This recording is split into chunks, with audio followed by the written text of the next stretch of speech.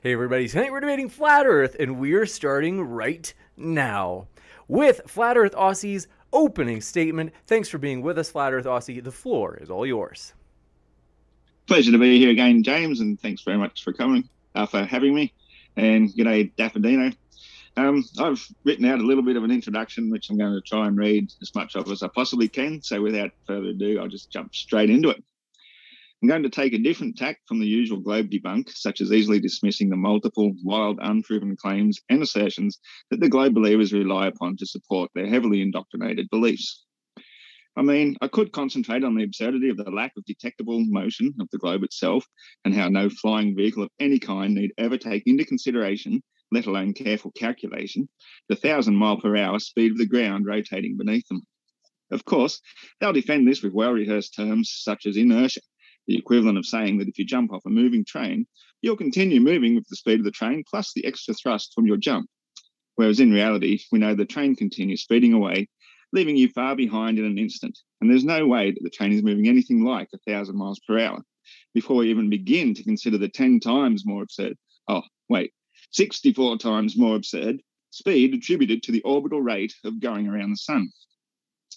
I could focus in great detail upon this massive problem, which alone entirely debunks the absurd spinning spaceball, but I'll move on with many final words on the related problem, the atmosphere.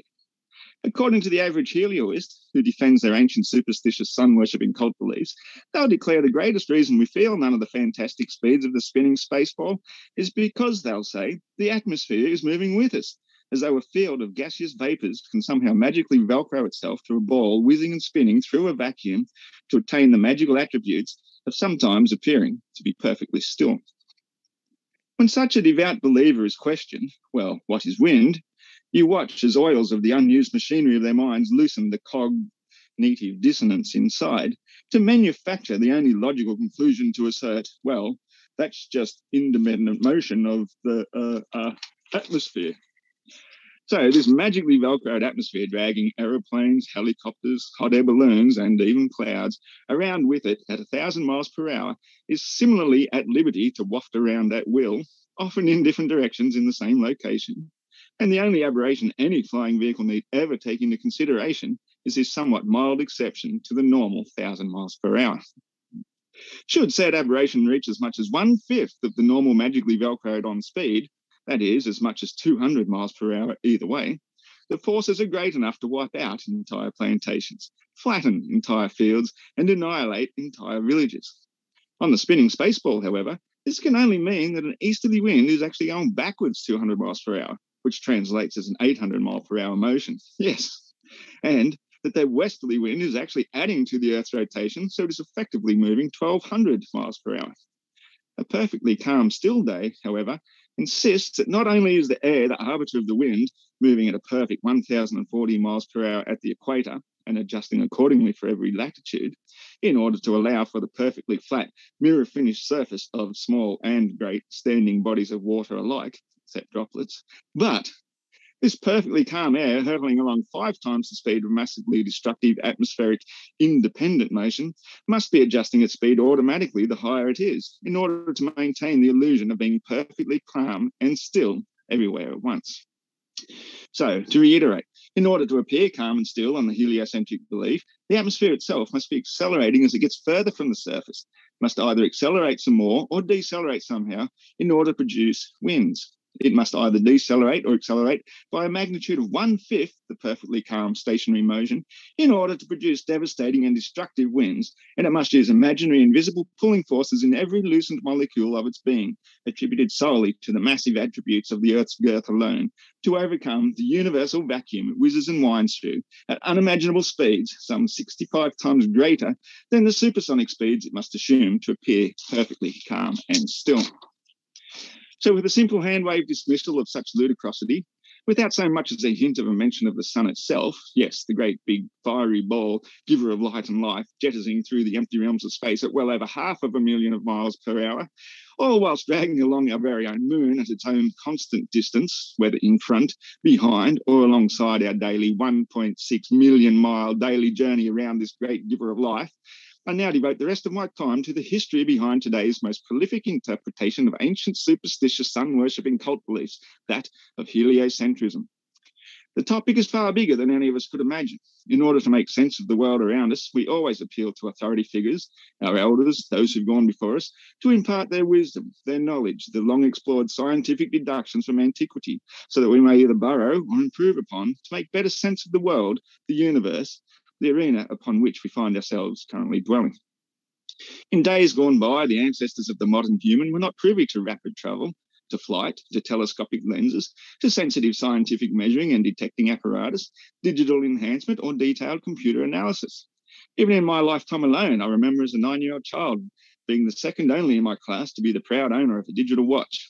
With the press of a button, I could tell you the number of seconds past the minute. With another press, the day and month of the year. Yet another button could be pressed to see all these amazing features in the dark of night. Not long after, we had digital calculators that could fit in the pocket, capable of amazing mathematical abilities at the mere press of buttons to summarize complex calculations up to as much as 9 digits. Yet still, we found a way to turn upside down so that we could impress one another with a way to spell BOOS 707. But back in the day, they had no digital watches with nightlight features to know the time and date. The sky was the clock. The sun told time with shadows cast from sticks. And if you poked your head down a well in the proximity of the equator and saw there was no shadow cast on any wall, you'd eventually come to conclude that the particular day of the solar year was the equinox, or day of equal length, day and night. With careful observation, you'd also notice the procession of the stars, which make such familiar patterns in the sky that the imagination could begin to personify some of those patterns into various constellations. They moved in repeating patterns year after year, so that the 12 most prominent of these constant constellations were given names and placed on a chart divided into 12 equal segments, which became known as the houses of the zodiac. As the year progressed, it was noted that the stars moved as a singular body around the one fixed star, that which we call Polaris. Astrolabes were invented, astrology was noted, and the annual seasons progressed. The sun was seen to move from one house to another, almost synchronous with the moon, from one full phase to the next. Since the seasons were ruled by the sun, it was clearly seen to be the one and only giver of light and life. So it's no great surprise that it became regarded as the creator of all that is. Thus, it became known as the Son of God. While lesser deities were attributed to the wandering stars, those which we still call by their various ancient Greek or Roman names today, the sun itself has gone through various names, the most obvious being Helios, who lends his name to today's term of heliocentrism, which translates as going around the central sun. But there's plenty of others, such as the Egyptian Ra, killed by his brother Set, reincarnated by his loving wife Isis to produce the son of the sun god Horus, from which the term horizon originates. To this day, we still say the sun sets, which is dies by the hand of Set, only to rise on the eastern horizon each morning. The morning star, Lucifer the light bearer, Apollo the Great. And thus every ancient religious cult was born upon the pagan observations of the natural celestial cycles in the sky, by which we learnt to plant and harvest and survive through harsh and abundant times alike. So in the far north, there dwelt a race of fair-skinned people whose seasonal dependence was very much reliant upon the seasonal attributes of the sun and stars. With such a short summer season, it was imperative that they observe the celestials religiously.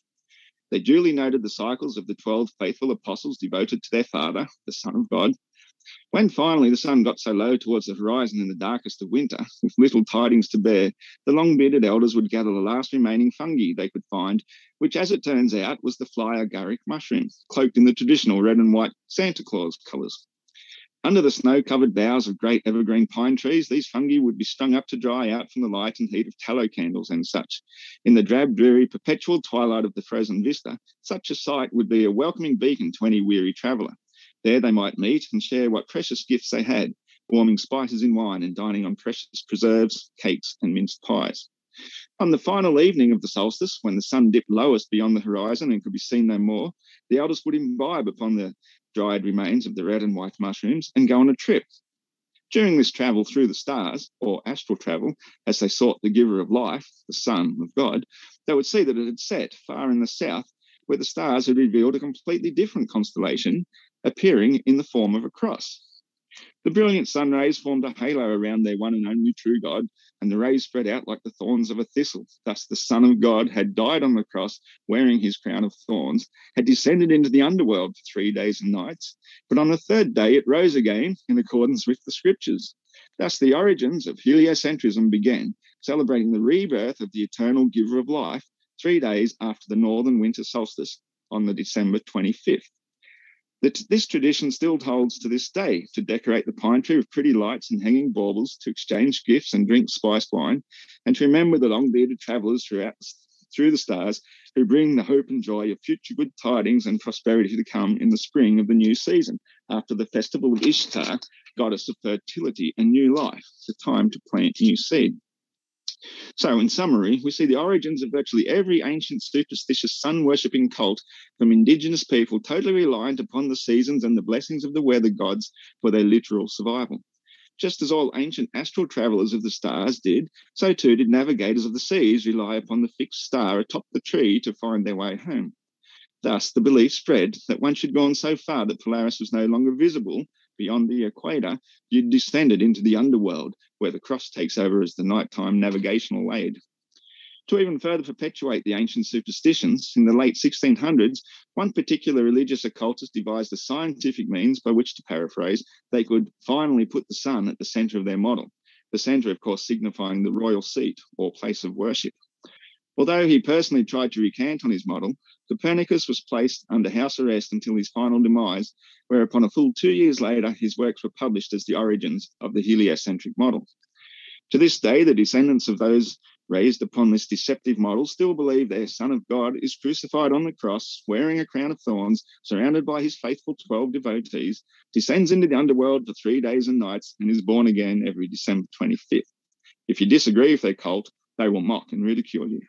What's more, because they claim to be the authority of the scientific method, they have taken their ancient superstitious beliefs from the sublime to the ridiculous. Instead of being geocentric, as we observe, the heliocentric model has to swallow lie after lie, much like the little old lady swallowed a fly.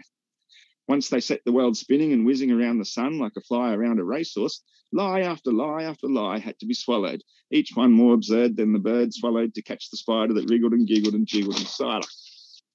Eventually, the heliocentric superstitious cult belief accumulated in people genuinely believing that a perfectly calm day revealing mirror-perfect surfaces in large standing bodies of water was in fact the result of every star of every constellation, every molecule of air, and every suspension of the laws of physics, and mortal man's belief was in fact dancing in perfect harmony at supersonic, hypersonic, beyond the limits of imagination speeds, all in order to create the illusion of being perfectly calm and still. Just like the little old lady, by the time you actually swallow that horse after the cow, the heliocentric model is dead, of course. I don't need to imagine. I know already that my long extinct fictitious cartoon caricature of an opponent will have a rebuttal no greater than the hollow eggs a rabbit is capable of producing, but I hand it over to him to present his basket case. Thank you very much, Flat Earth Aussie, for that opening statement. And if it's your first time here, ladies and gentlemen, want to let you know that Modern Day Debate is a neutral platform hosting debates on science, religion, and politics. And we hope you feel welcome no matter what walk of life you are from. Also, big news, folks, as we have reconfirmed the date as Christian scholar and apologist Dr. Kenny Rose will be taking on Matt Dillahunty. That's coming up this Saturday. So, folks, if you haven't yet, hit that subscribe button and that notification bell so you don't miss out on that epic debate on whether or not there is good evidence for God. And so, with that, we're going to kick it over to Dapper Dino for his opening as well. Thanks for being with us, Dapper. The floor is all yours. Well, thank you, James. And I want to say thank you to Ross for being here. And as I understand it, actually requesting me as his opponent in this discussion. But I also want to say that I'm sorry to the audience and to James, because I know that everyone here is waiting for me to defend the globe. Unfortunately, I'm not going to be able to do that today, because the fact is that we do sit around on a apparently stationary, motionless Earth, observing things in the sky go above our heads, and the wind occasionally just standing still. And I'm not going to sit here and talk about things like the conservation of momentum or weather patterns and things like, high pressure and barometric pressures and things like that in the atmosphere. It doesn't matter. the fact is, we all experience a flat, stationary Earth.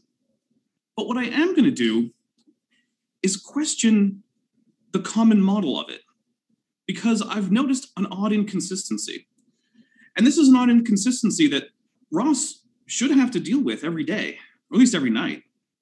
Because the thing is, according to the standard flat Earth model that we're given, the sun travels counterclockwise around the supposed North Pole, as the Globers might call it.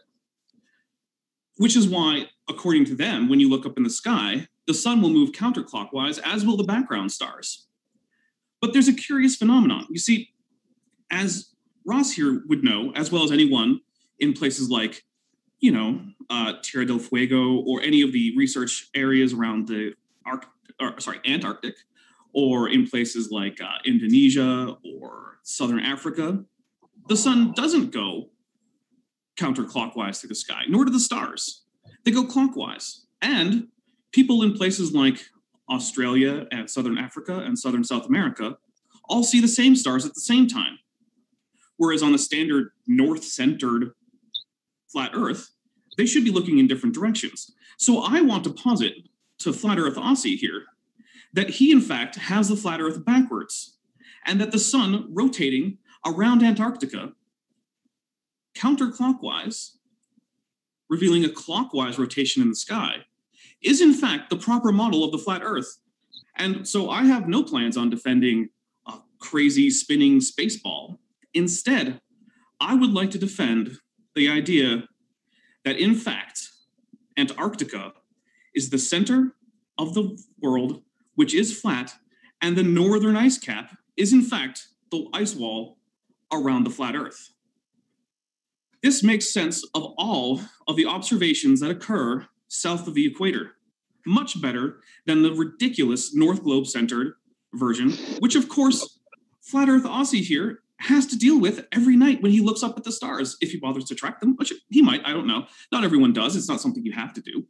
But we have many, many recordings from south of the equator of this fact, that the stars rotate around a fixed point in the south, and they do it clockwise. And really, that's all I want to say is, I'm not here to defend the globe.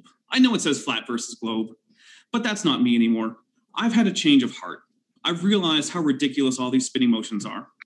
But we do have to figure out which flat Earth model is right, and why Flat Earth Aussie picks a model that flatly contradicts what he can see with his own two eyes. And with that, I think I'm done. I think I finished a little early for you.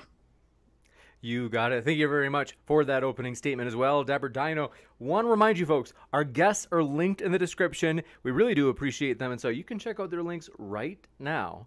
And with that, we are going to jump into open conversation. And want to mention as well, forgot to mention this, our guests are also linked in the Modern Day Debate podcast episode for this debate, as all of our debates get uploaded to the Modern Day Debate podcast, where you can also find our guest links in the description box for that episode. And with that, thanks so much, gentlemen. The floor is all yours.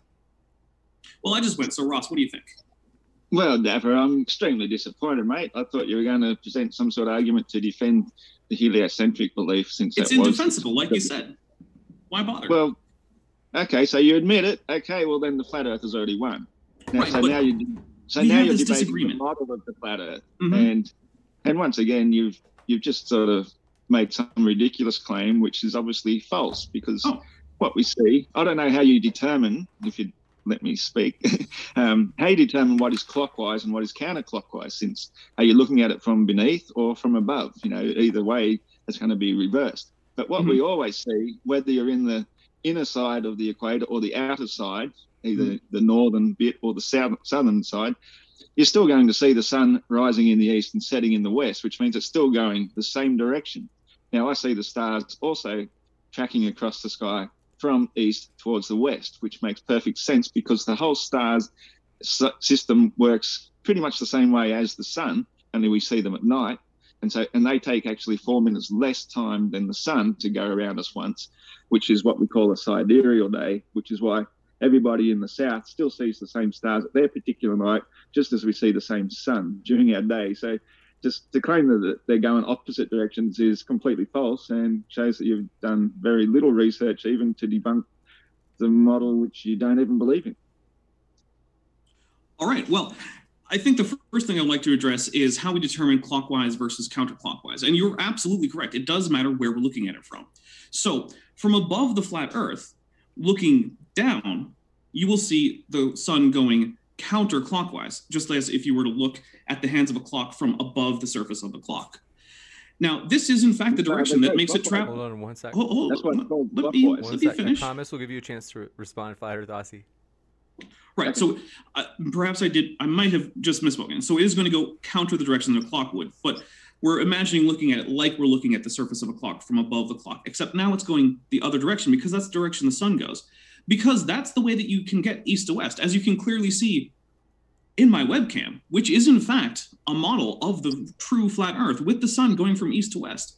And then if you're on the surface looking up, you're now looking at it from the opposite direction, which means that it will go clockwise the same way as the sun, which also explains things like why it is that in the southern hemisphere, sundials go counterclockwise because you have to flip that direction again. Also, it explains why it is that during the summer, the days keep getting longer and longer because the sun is closer to the center, which is where the south is. Whereas in the winter, where the days are shorter in the south, they're also going to have to be shorter in the north because the sun is farther away from most parts of the north when it's at a large radius. So this explains the extreme length of days that you can get in the far southern latitudes.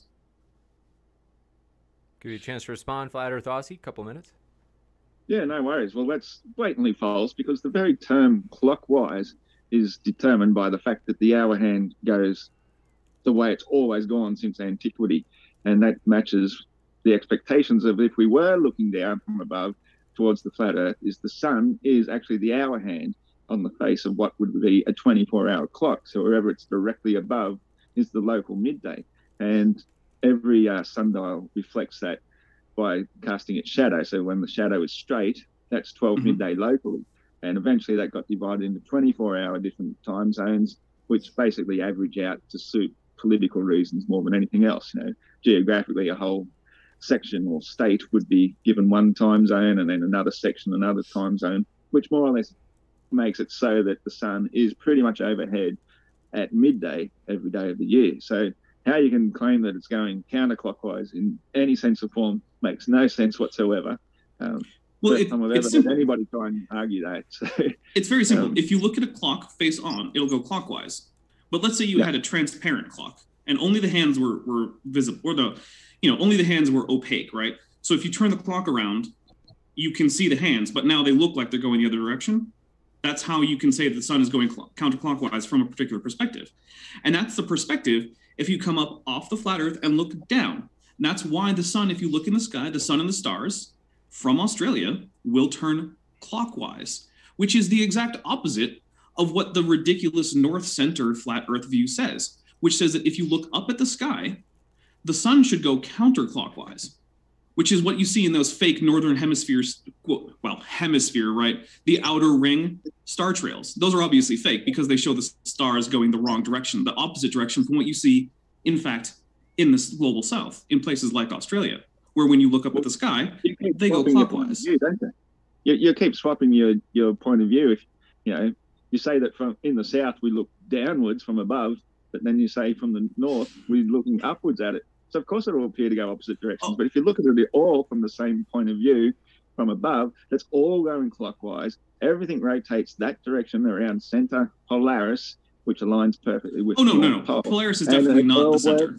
On the actual flat Earth model, not this ridiculous one that you're trying to invent to try and confuse or muddle the subject because you're too lazy to even defend your own actual belief. It's interesting that you say that this is a ridiculous model. I would like to know what about my model manages to do a worse job at what people will see outside in Australia than your model does. Why is my model ridiculous when my model predicts the actual rotation of the stars and the sun in the sky as viewed from where you live?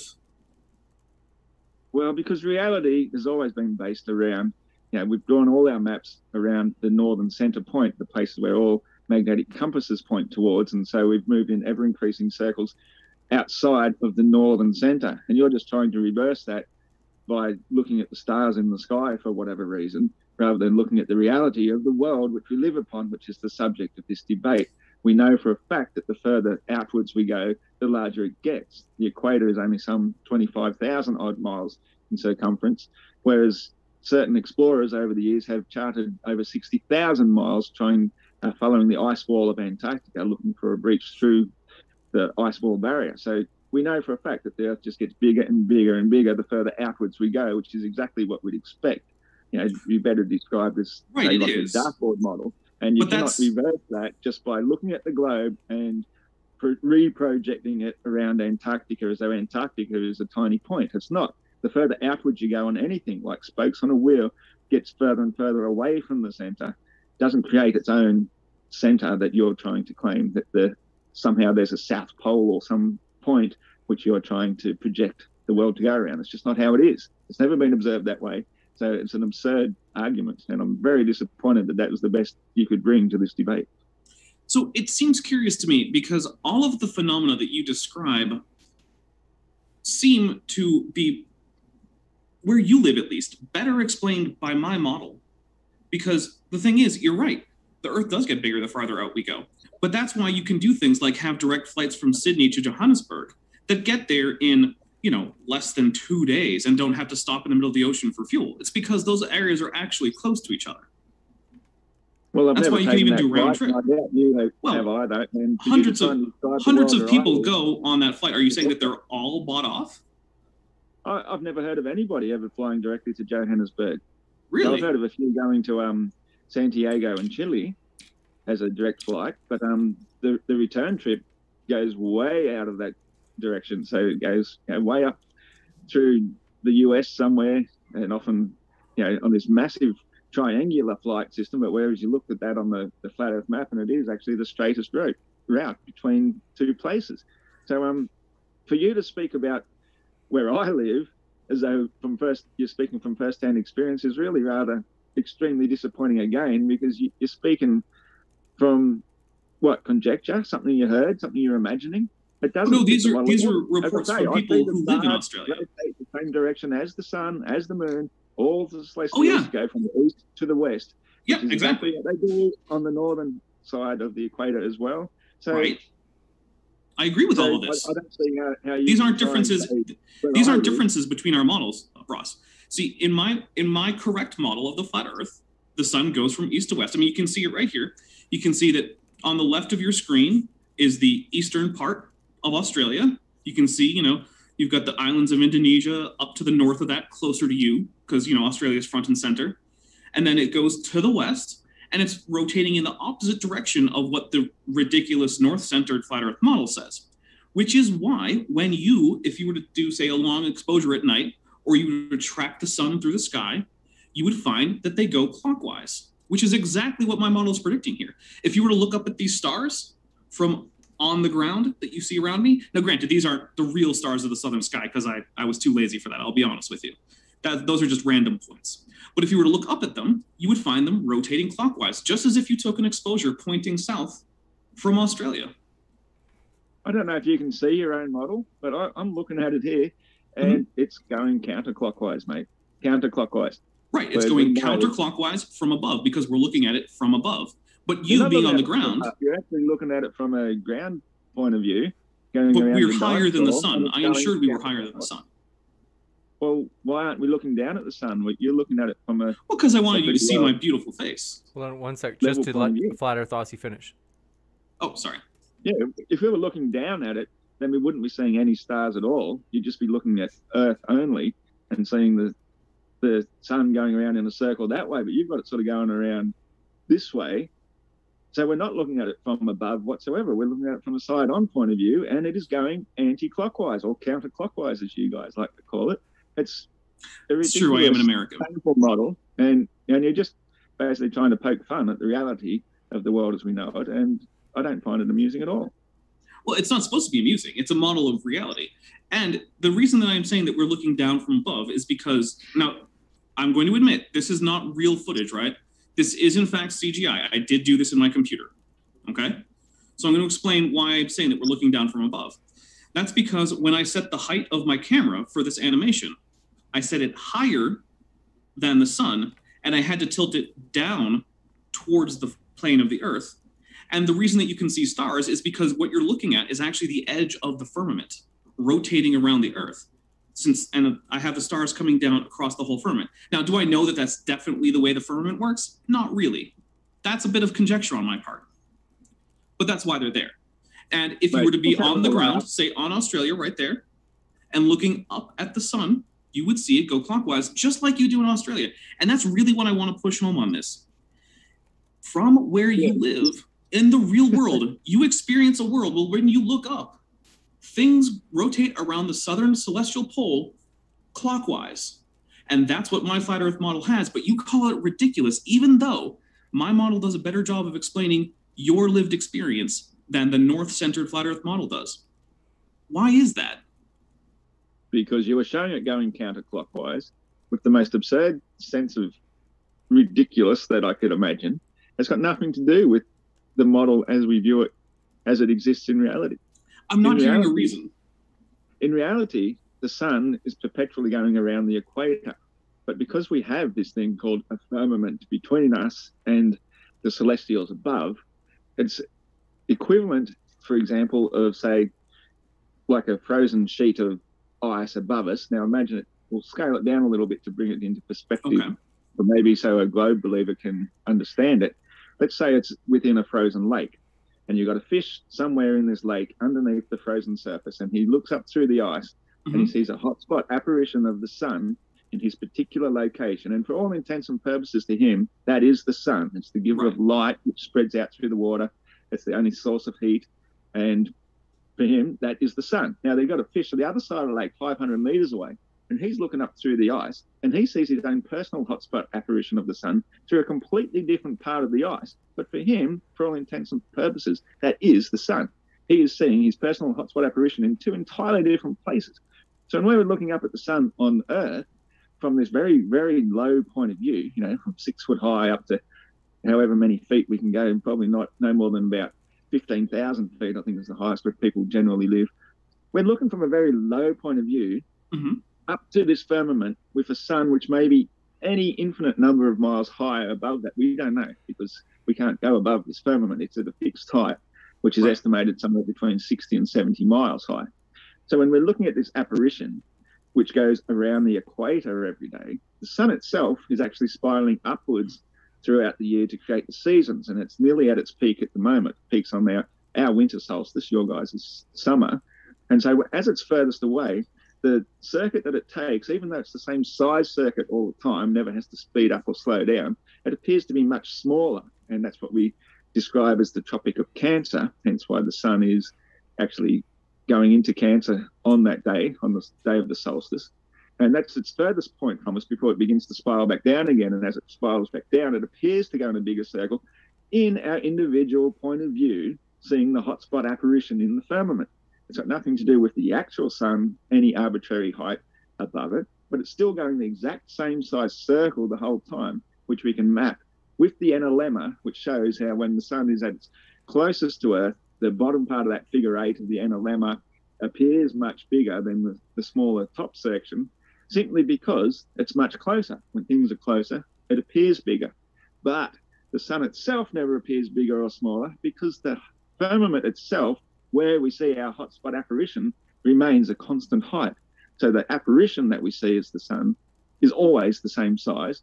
Meanwhile, the analemma shows that when it's nearer to us, it's moving in what appears to be a bigger circle all the way out to the Tropic of Capricorn. Hence why in the outer side, or the southern side of the equator, we have longer, hotter summers, which endure much longer. And even you can see this in the native skin colours of people throughout the thousands of years where we naturally originate from. The pale skin people come from the far north because the sun is furthest from us. The pale skin... Do I have a chance to respond? Creating vitamin D. I'm nearly finished. Okay. Whereas as we go towards the equator, we notice natural skin colours get darker and darker. But as we go further outwards from the equator, you'd expect the reverse to happen if we're living on a globe where seasons are balanced because of a tilt.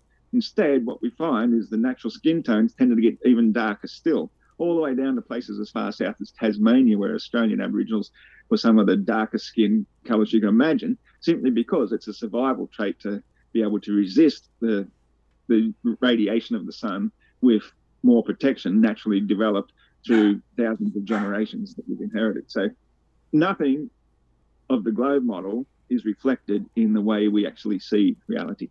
Go ahead. Well, of course, I'm not really going to contest the idea that perhaps what is actually happening is that the firmament is lower than the sun and that we're seeing some kind of apparition of it.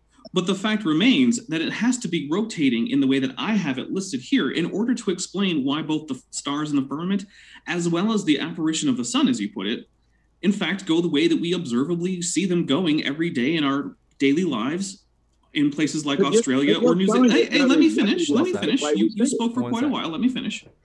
So in order for us to see what we actually can see when we do things like take star trails of the sky or track the sun as it moves across the sky from east to west during the changing of the seasons and tracking, as you said, the analemma, the fact remains that whether or not that's because of some kind of refraction through the firmament and the stars themselves have to be rotating the way that I have them here with the entire world centered on the southern hemisphere.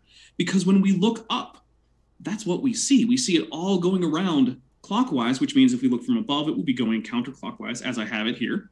And I still haven't heard a reason why this isn't the more reasonable option, given the fact that when you look up, you see the stars going the way that I have them going. Now, granted, like I said, there might be changes in exactly where the firmament goes, where the sun goes. Does it go up and down or out and in? I haven't figured all that out. I'm new to being a flat earther. I will admit that. But I do know that everyday observations from the global south absolutely comport better with my model than they do with the ridiculous model of people like Eric Dubé or Mark Sargent or those other northern hemisphere types. And I say hemisphere because, yeah, it's the common parlance. I know it's really the outer edge of the flat earth.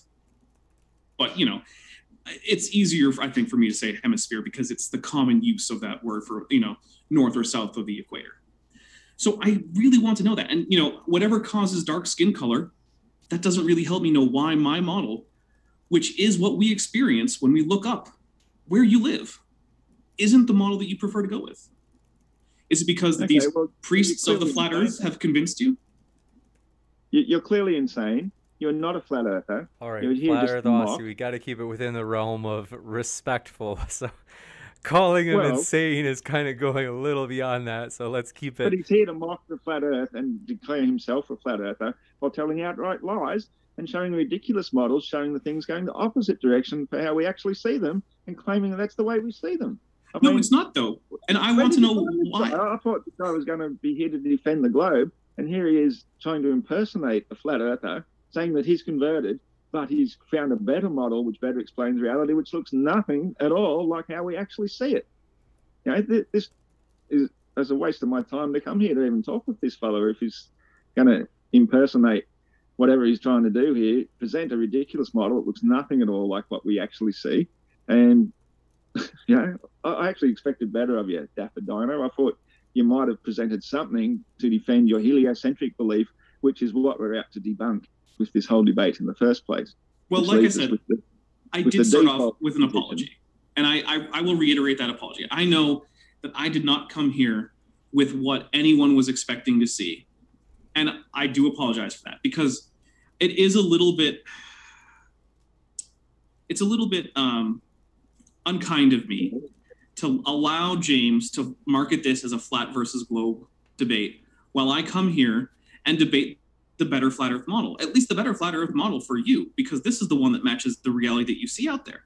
And all I hear is you saying, well, you got the details of exactly how the sun moves, whether it's up and down versus in and out, or where the firmament is above or below the sun wrong. That's fair enough. I may have.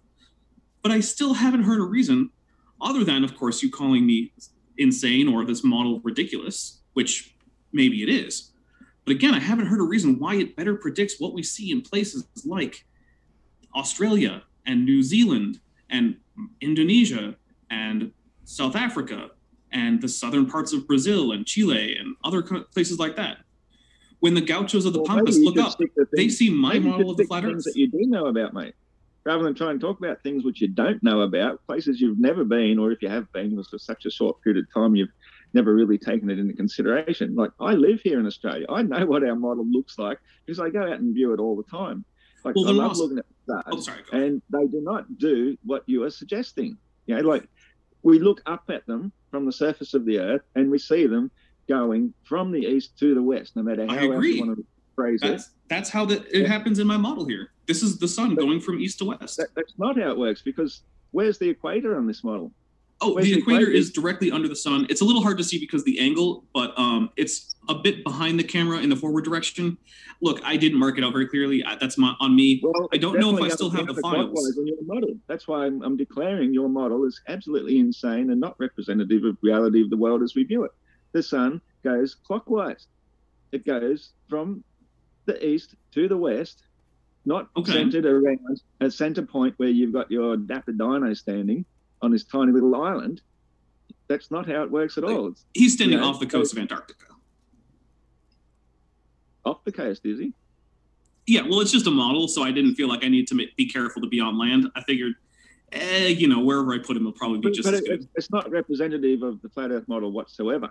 No, it's So not representative of your flat Earth model. Here to mock the truth, the model that we've been working on for many years, just because you think that making it Antarctic centric is a valid way of looking at the world. And I think know it plenty of is, people don't have in the because it past, but that's definitely explains done the for star great trails that goals, you see. because you've proved yourself to be. You've been nothing but a troll here, whereas I came here to have a serious debate of the flat Earth versus the globe model, and all you've done is made a false model of the flat Earth, thinking that that's a better way of viewing things, which is clearly isn't, because the sun is going counterclockwise, as we can all see. The stars are going counterclockwise, and that is not how it works in reality. So you can scrap your model and start again, and maybe we can do a proper debate some other time, but this one is ridiculous.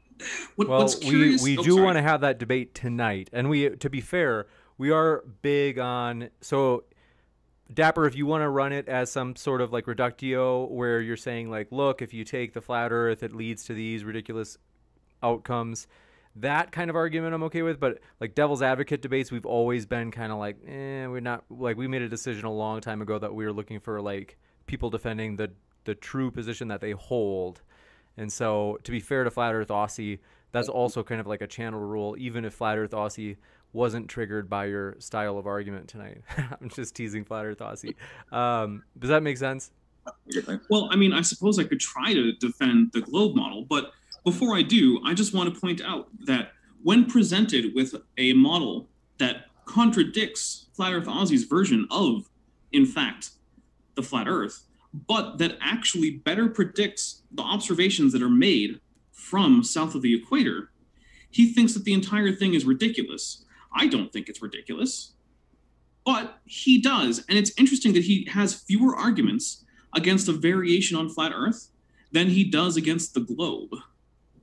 We'll give you the last word on the Flat Earth Aussie, and then we're going to give Dapper a chance to jumpstart into the globe versus flat Earth debate. Yeah, but this has got to be a pithy one, Flat Earth Aussie. No worries. So, I've debunked everything that you've just said with saying how ridiculous your model is. It looks nothing like how we view reality at all. So, first of all, you've bought a false model to I don't know what you're trying to do, make a point. But I've debunked it. It doesn't go that way. It's nothing like what we see whatsoever. And I've described many things that do debunk the globe model, such as the pattern that the sun moves in, the analemma, which if we were to view that on a globe, we would not see it go in a perpetual figure eight thing. On the globe model, if you were taking a picture of the sun at the same time every day of the year and put them together in a composite, you'd see a sine wave going continuously around and around and around, because that's the way the pattern would be moving for a globe Earth. And we can also easily dismiss the globe and anything else you have to present to defend it simply by the fact that the sun is overhead at midday in each time zone every day of the year. Before we jump too far into that, let's give Dapper a chance to launch into the globe position, and then we'll give you a chance to respond to it, Flat Earth Aussie. Right, yeah. Well, of course, I agree with Flat Earth Aussie that this is in fact a ridiculous model. But the problem is, like I said, he can't tell me why it's more ridiculous. So let's take a look at what similar data tells us about the actual globe that we in fact do live on. And one of the things that we will notice is in fact that the directional spin of the sky depends on where you are and which way you look. If you're on the equator, you'll be able to see the sun spin, well, sorry, not the sun, the stars. We'll focus on the stars for now.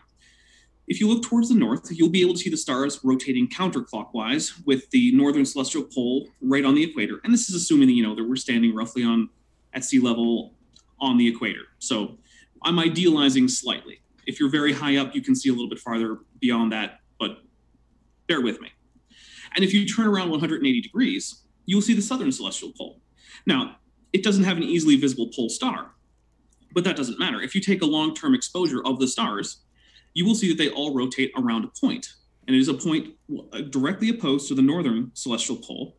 And around that southern point, all the stars will rotate clockwise as you look at them from the surface of the Earth.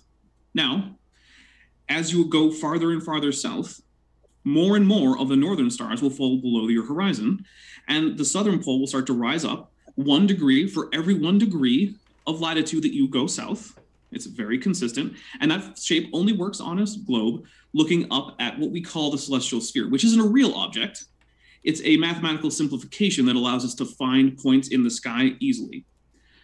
And this is how navigators have navigated north and south for thousands of years, is by knowing that as they go south, the north celestial pole drops 1 degree per degree of latitude, and the southern celestial pole rises.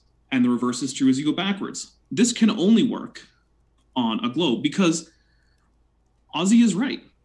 This model that I'm presenting to you with my webcam is in fact ridiculous.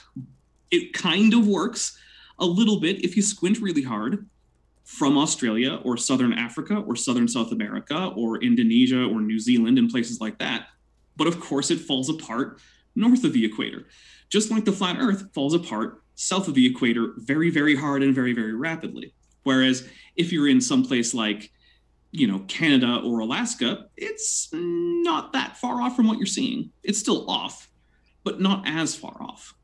And so my question remains as it was, how is it that someone in the southern hemisphere who can see the southern celestial pole, who sees everything in the sky going clockwise as he looks towards the south, how is it that you can sit there and defend a flat Earth, north-centered, everything moving the opposite direction from what you visibly see? You can go out and do this tonight.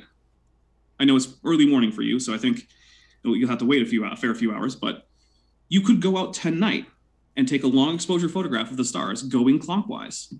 And it still boggles my mind that despite the fact that both this flat Earth model that I presented, as well as the actual globe model, actually predict exactly what you're seeing, whereas a northern hemisphere-centered globe model completely falls apart. People looking in different directions from Australia and South Africa and South America shouldn't all be able to see a pole. But they do. Flat Earth Aussie. Alrighty, well, once again, you're jumping to absurd conclusions because you say that this is only possible from a globe, which basically just shows you have zero understanding of how perspective actually works. We can see simple examples of perspective everywhere we go. In the room you're in right now, you can look into a far corner and you can see the ceiling is appearing to slant downwards towards that corner while the floor appears to ramp upwards towards a corner. Yet you know that both those lines are perfectly parallel to one another. They're equidistant from each other. But the way perspective works is the further away a point gets, the lower it appears if it's above you, and the higher it will appear until the convergence point, which is always at the horizon. So when you're looking at the stars, of course, as you're traveling away from them when you're in the north, the further away you get, the lower it will appear to your point of view, even though it has remained the same height the whole time. So this is the error in calculations and observations, obviously, because you say that for every degree it drops, you've moved a degree of latitude. Well, yeah, that's just how maps were drawn, because you're looking at something get further away and get lower. And so that way, you know, you've traveled a certain distance, which matches the charts that you've been using for centuries until you reach this point called the equator, which is the equidistant point around Polaris at which it disappears into the convergence point. It does not mean that you have gone over a lump of curvature in order to make it vanish, that you've descended into the underworld, as I've already described. You are still on the same plane. It is just so far away you can no longer see it. And what do you know? You turn around and you look the other direction and you can see a whole different set of stars. It's the same wherever you travel. Everything changes with view. You can stand at the foot of a very tall building, look up, you have to crane your neck backwards to see the top of it. Then you just walk a block away and, you can just see it right there. It appears much lower only because you're further away from it. The building is still the same height. You haven't gone over any curve because you can see the block is flat and level the entire distance you've traveled. And the further away you get, the lower and lower it appears. The same thing happens with stars. Everything is subject to the same laws of perspective that we see. So to claim that this is only possible because the Earth is curved and that water magically curves with it and somehow still clings because of magical invisible pulling forces is yet another absurdity, which the globe defenders really have nothing else except to fill with the god of the gaps, gravity. Well, gravity does it all for us because why not? You know, it can allow tiny insects to fly and birds to fly and a hot air balloon to just waft in the air without the Earth moving underneath it the whole time, because gravity is somehow magically clinging everything to it. And these fantastic speeds that you are attributing to the motion of the Earth are non-existent because gravity just cancels everything. So to say that these things are only possible on a globe just means you've got no really simple understanding. I have to jump in for a second because I haven't talked about gravity. I haven't talked about heliocentrism. But the thing is, I'm not arguing those things. Well, you're arguing perspective, and as a result, then let's keep it to perspective. With it, because as part of perspective, you have to you are saying that the globe is curving, which therefore then invokes gravity into the equation anyway. Not because necessarily. You can't have curving water without gravity. So why not? Which is what your claim is. Why the stars are disappearing as we get further away from them, because you say we're going over a curve. People believed in the globe Earth long before they believed in gravity. That the two don't depend on each other. Now, the entire modern consensus of science regarding the heliocentric universe, or solar system, and the galaxy, and all these relative motions, they do rely on gravity, but the globe doesn't. In fact, for most of human history, since basically the first millennium BC, most people have accepted a globe and not gravity and geocentrism. And I'm not arguing for those necessarily, but what I am saying is you don't get to bring in new arguments that I haven't argued against in order to counter me. Now, you can say gravity. I'm just not going to argue against it. If you want to ignore... Hold on. Let me finish. Hold on. Let's let him finish. Flatter Fossey. I'm happy to say I'm not going to defend gravity. You can attack it all you want. But here's the thing about perspective. Perspective does not follow a linear diminution. I can't really talk today. Diminution? That's a word, I think. Anyway, things don't reduce in angular size in a linear ratio as you move away from them. If you move 20 feet from something and then another 20 feet, the second 20 feet will result in a smaller shrink, a less pronounced shrink in the angular size of the object you're looking at, which means that if the result of, so on a flat Earth, Polaris would indeed sink towards the horizon if you moved away from it, but it would not do so at a 1-to-1 ratio no matter how far you keep going. Nor could you have a southern celestial pole start rising at the same rate, because as you face south from different points on a flat Earth centered around the north, you're looking in diametrically opposed directions, so you can't end up having the same field of view. Perspective does not warp things around from behind you to put them in front of you. That's not a thing that happens. That's not perspective. So perspective does not explain this. And like I said, both the globe and the south-centered flat Earth model are the only ones that actually explain the existence of a southern celestial pole in the first place. Well, you're confusing two different factors of perspective there. You're trying to induce distance diminution, which is a thing where things appear to shrink. But that's not what we're talking about when we're looking at very, very high objects in the first place, such as the stars, which by the time they do vanish from view because you've traveled so far, is really insignificant to the actual distance they still are away from you in the first place. So you don't see Polaris actually getting smaller and smaller as you get further and further away from it. You just see it getting lower because lights don't tend to shrink in the same fashion that physical objects will shrink from view, like an actual building, for example. But if you put, say, like one of those aeroplane beacons, red light on top of the building, and you move further and further away from it, the further away you got, that red light still doesn't actually appear to diminish in the same fashion that the building itself does, because light itself does not diminish with distance. So that's another factor of perspective which you're completely ignoring and trying to invoke. And before I finish, I'm saying that if you are invoking curvature of the Earth to suggest that this is why things appear to get lower as you get further away from them, then you must be invoking gravity at the same time. Like, I know you don't want to argue gravity, and that's fair enough. We don't have to go there. But you are invoking that to say why water that remains flat and level is magically curving at the same time. So you don't want to go there. I don't blame you, because it's obviously not how water ever works. It fills its container and it remains flat and level between higher edges, no matter where you go and how far you go. So is that it? Okay, thank you. So there are a few problems here. One is that light actually does diminish with distance. It follows the inverse square law. So if you double your distance, the light brightness will actually reduce by 4, which in itself is actually an interesting argument that the stars are extremely far away, because no matter where you go on Earth, they're always very similar in brightness, essentially the same, as long as weather is permitting. If it's a clear, relatively dry night. Obviously, if it's overcast, that's interrupting the starlight.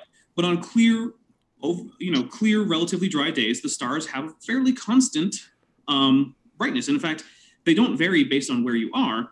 Instead, they actually vary based on intrinsic factors, because some stars actually naturally vary in their brightness. So that right there is indication that we're not very close to the stars, which means that their shrinking or their change in location due to perspective has to be minimal, because if we were actually close to them, we would notice significant differences in their brightness as we move towards or away from them. So that's one big point. The other one is that, in fact, stars don't seem to change in size because they are already far below the angular resolution of even the best telescopes. Even our most advanced telescopes resolve stars that you see in the sky as singular points that are below the resolution limit of that particular device, which is more so for your eyes. But the thing that does happen with lights below the angular resolution of the optical instrument you're using is they will grow closer to each other, just like any other two objects when viewed with perspective.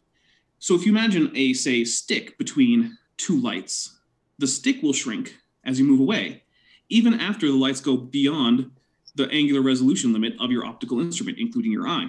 The stick will still shrink, and the lights will get closer together. But that is not what we see when we move south, or when we move north, looking back towards the southern celestial pole. The stars maintain the exact same angular distance from each other, which means that we're not significantly changing our distance to them. Because if we were, they would be violating the laws of perspective, not following the laws of perspective.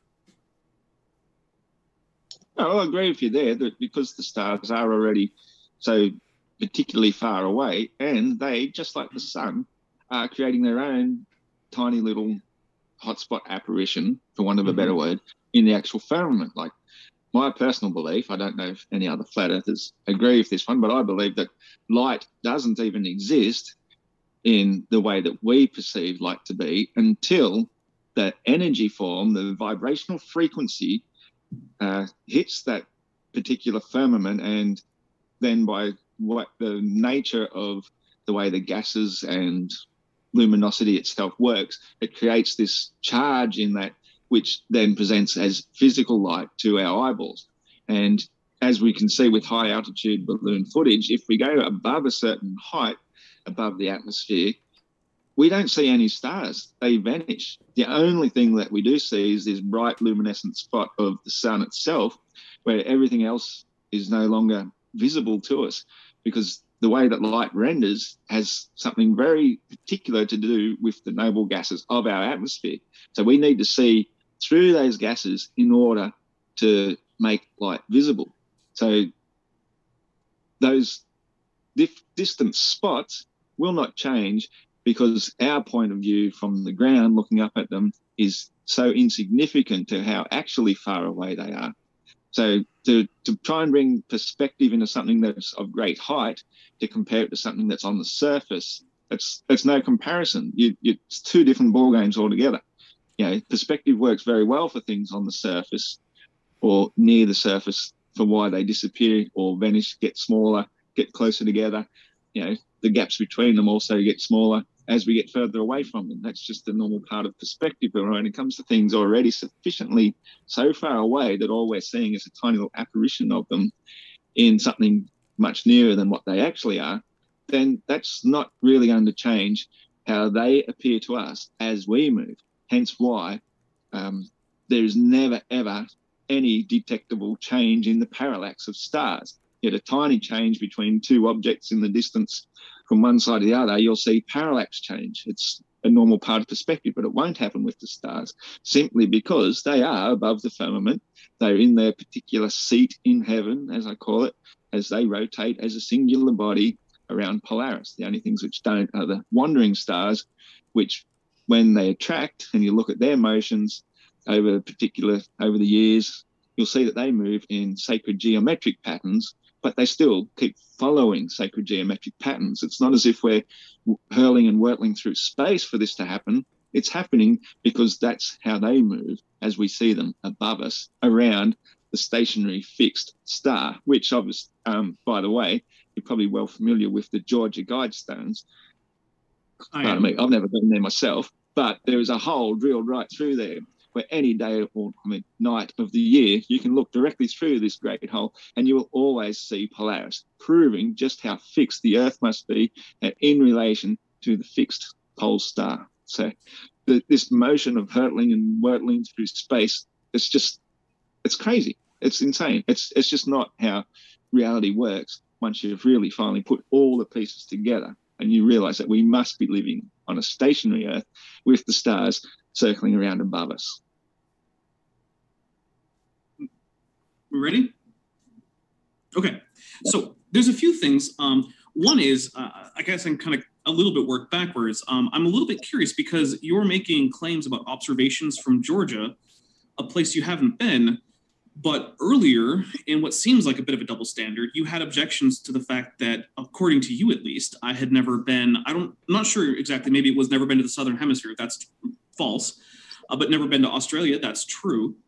So I'm not sure why it is that there's a double standard where you can make claims about observations from the Northern Hemisphere, and I can't, that other people have made, that you haven't, but I can't do the same with the Southern Hemisphere. It's a little curious there, but it's not a huge deal. But the other thing is, earlier, when describing why it is that we should expect on the flat Earth that Polaris would sink lower in the horizon, you use perspective as your answer. But then when I show that that couldn't possibly actually be the problem, instead, you then said that perspective didn't apply to the stars, and that's why the angular distance between any two stars in the sky doesn't change night over night or based on your location on Earth.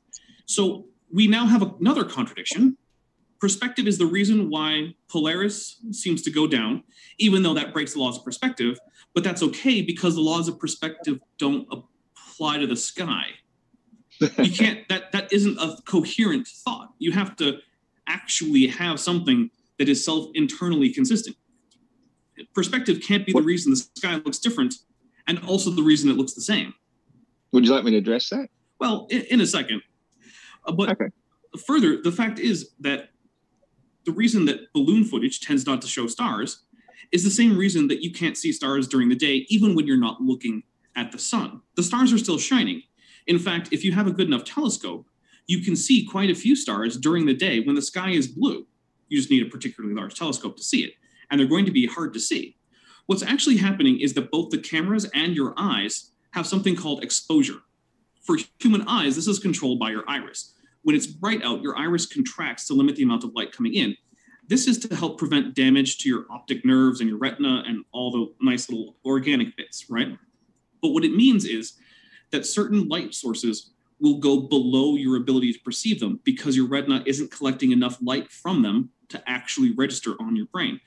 Similarly, cameras have a certain range of sensitivity, and they can only sense light within that range. Light above that range will just simply register as full white or clipping, which in some software will actually show up as black, but that's a software, not a camera issue. I can stop you right there because as you said the word exposure, I was actually writing down the word exposure. Well, I would like to finish my exposure. I would like to finish. I'd like to finish. Now, when you go below that level on a camera, the camera simply registers as black. That's clipping low. But that doesn't mean there's no light there. So if you want to have a picture in which you can see the surface of the Earth during the day without it being washed out, you have to set your exposure to view that. But that exposure is going to be too low for you to see the very, very faint stars. Now, during the night, when you don't have to have that low exposure, you can have a higher exposure. And then if you send up a balloon at night, you in fact will see the stars. But it's not because the stars aren't there in the day or because they're lower than the balloon. It's because your camera literally can't see the Earth and the stars at the same time because they're too different in brightness, which is a fact even for your own eyes. So I don't know why we're expecting cameras, which have known physical limitations based both on software and hardware, to be better than our eyes, which also have similar known limits based on the hardware of the physical components of your eye and the software of how your brain interprets it, which, it's not technically software in the same way, but I think it's a fair analogy. And that's where I would like to end it for this segment. We know exposure is quite simple to understand, and I accept that that's one of the reasons why we don't see stars in the daytime. That's quite an obvious thing. But we should with a balloon, apparently. Well, when the balloon goes up at nighttime, then why wouldn't we? We see them only to a certain height, but once we go above a certain height, which is, I've actually invented a new term, which I do call firmament B, simply because I think it's where the blue sky stops and it moves from blue into black. So it's not actually a firmament as such, but it is a layer of density of various noble gases from where the blue daylight sky ceases to exist. And if we go above that into the black, you still do not see the stars at that point. You don't see the moon, but you only see the sun. And the sun is nearly always, depending where how much the balloon is spinning around and whatnot, the sun is pretty much always visible and not that much higher above the line of sight of the actual camera. So, it's great. At night time, when you're seeing from low Earth orbit, you do see the stars. This isn't low Earth orbit. This is a balloon. This is a balloon showing exactly what you said you wouldn't see in a balloon. I don't know what to tell you. This is one of the first hits that popped up when I said high altitude balloon at night. This is what you're saying you don't see. Here are stars. This one as well, but when you say high altitude, are you talking above 12 miles? Well, I mean, all of the clouds are low below us. There's cities on the horizon. I mean, so you've got no definition of how high that actually is. I mean, I will check the video to check, but the fact is that it's very trivial to find footage of balloons going up, obviously extremely high, higher than you would normally be able to go and still see stars during the day, and then seeing stars. So, well, that's why I'm saying there's a place called what I call firmament B, which is the limits of where daylight exists, and that's where the high altitude pilots say that they've gone into space because they've gone to where the sky is no longer blue, it is now black, and that is only about 12 miles high, to the best of my knowledge and that what I can discover in my researches. And so this balloon, if it's still capable of seeing the stars, I would say it's well below that point. Maybe, aeroplanes cruising height, quite high, the 30 to 40,000 feet range is 6 or 7 miles. It's not particularly high compared to when we say high altitude balloon footage. We're talking about 120,000 feet, 130,000 feet. That's about the maximum these balloons can reach. And at that point, you never see any stars whatsoever. You see a bright hotspot apparition of the sun. Now, there was one thing I forgot to address previously. I was trying to answer the thing about perspective, but you didn't allow me to jut in, so I sort of forgot where my train of thought was going with that. But basically, I was saying that, of course, the laws of perspective still affect distance to make things appear to get smaller, but it won't affect things that are already equidistant away, such as stars from one another, to appear for them to get nearer to one another, which I'd already explained as the lack of parallax anyway. But you mentioned the thing, and I notice a lot of flat earthers bring it up as well, and I would like to debunk that, which is what you call the inverse square law of light, because that in itself is a ridiculous claim, because the inverse square law says that if you double the distance away from a light source, it gets half as bright. Right. Now, that might be true to a certain specific extent, but it will not be true to say, like, okay, say I had, a lighter in my hand or a lit a candle, and I move 1 millimeter away from it. If I move 2 millimeters away from it, it's going to be half as bright. Yes. If I move 4 millimeters away from it, it's going to be half as bright again. That is ridiculous. Because by the time I'm only 20 millimeters away from it, it should be completely invisible, which is completely wrong. The inverse square law is completely wrong. It is not double. No, it's you not. You need to have an actual standard. If you moved away, say, 500 meters, it might be half as bright. And you moved 1,000 meters, then, it'll be a quarter as bright. But so, Ross, there's a few problems that you're running into here. Yeah, you go ahead. I was finished. Now we'll take the candle example, right? A candle is not a point source of light, right? It's an object it's a phenomenon with a specific volume. So if you're right against it, you're actually right against certain parts of it. And as you move back 1 millimeter, say, you're not actually doubling, and then 2 millimeters after that, you're not actually doubling your distance from every part of the candle. So you have to take... You are. You're absolutely doubling your distance. You're not, though, because that's not how distance works. You have to actually do the trigonometry to find out your distance from the top and the bottom and the far side. Doesn't work by doubling your distance now. Not if you're doubling your distance from a single point and then trying to measure the distance and change from other points that you weren't using as your original distance point. So, for instance, let's say I have a barnyard wall in front of me. It's gigantic, right? And I pick a point. I'm standing with my nose against the wall, right? And I decide that I'm going to move back 1 foot from that. Now, there's 1 foot between me and the wall, but the distance between, say, me and the far end of the wall has not changed by a foot. It has changed by considerably less than a foot. Yeah, but the point where your nose was, you've moved a foot away from. That has moved a foot away. Now, if I move another foot away, I've now doubled my distance from that point. But the far end of the wall, again, I have not doubled my distance from it, not even close. Which is why if you were particular... Hold on. Which is why if you're... Hold on. Which is why... Hold on. We'll come right back to you, Flat Earth. We'll give you plenty of time to respond, I promise. Which is why if you move back from a non-point source of light, your inverse square law has to factor in the fact that you are not necessarily doubling your distance from all points that are emitting that light. Now, if you did in fact have a true light source, a true point source, this would hold true. So the inverse square law assumes point sources as a simplification. When that's not the case, you do in fact have to use things like calculus to actually calculate out the multiple, essentially infinite point sources that are adding up to give you the light. However, it still remains the case that the problem we're having here isn't with close diffuse light sources. We're having them with distant point sources in the case of stars.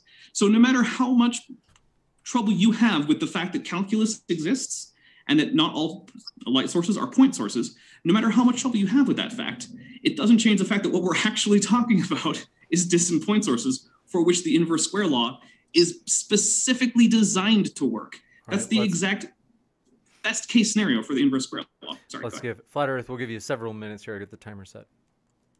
Yeah. Well, again, it's ridiculous to say point source because the candle is the point source of light, and so 1 meter away is half the distance than 2 meters away, so therefore it should be half as dim. But you've also said that according to inverse square law that 1 millimeter is also half the distance of 2 millimeters away.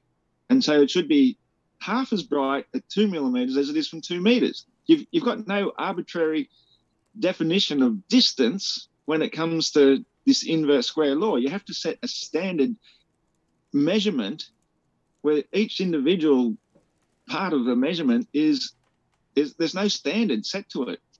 And so you could say, technically, you're saying that it's half as bright 1 mile away. I mean, it's twice as bright 1 mile away than it is from 2 miles away.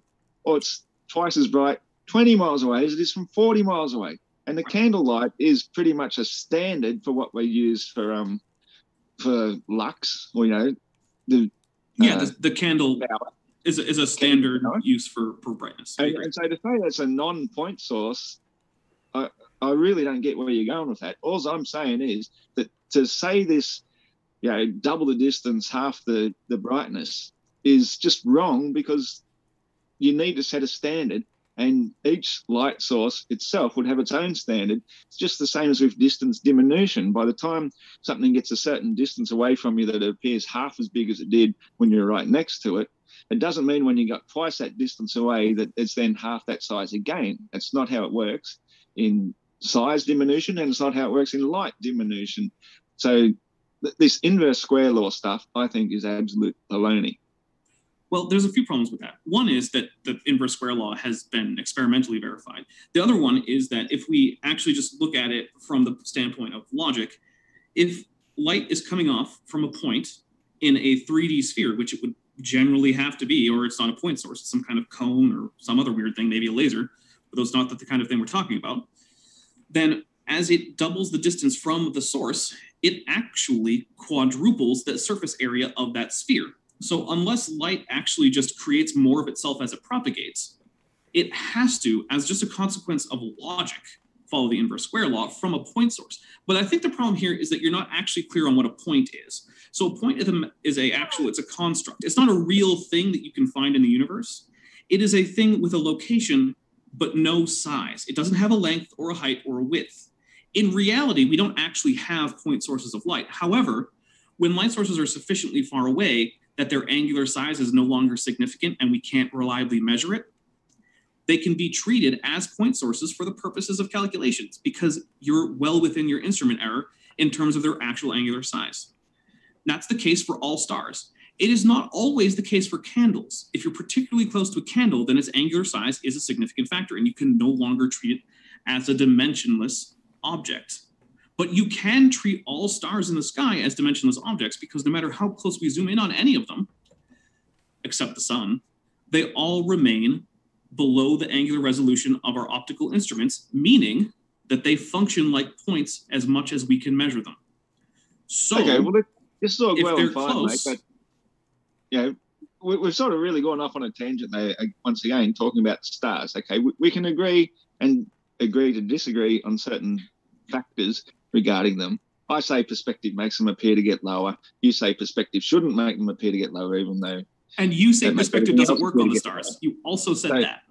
That's something we shouldn't ignore. The perspective between the stars doesn't work the way perspective works between objects on the surface. Why not? So, because things on the surface are much closer, whereas the stars are already so far sufficiently distant that all they do appear to do is get closer and closer towards the horizon as we get further from them, but not further and further away from each other. So at what distance does perspective stop making things get smaller? One sec, just to hear the rest from Fly Earth Aussie.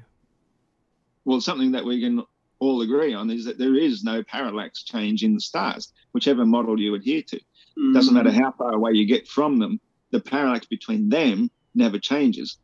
But they do still appear to get lower and lower towards the horizon. And that is where perspective kicks in, because perspective means everything always goes towards that convergence point in the distance, which is horizontal to the eyes.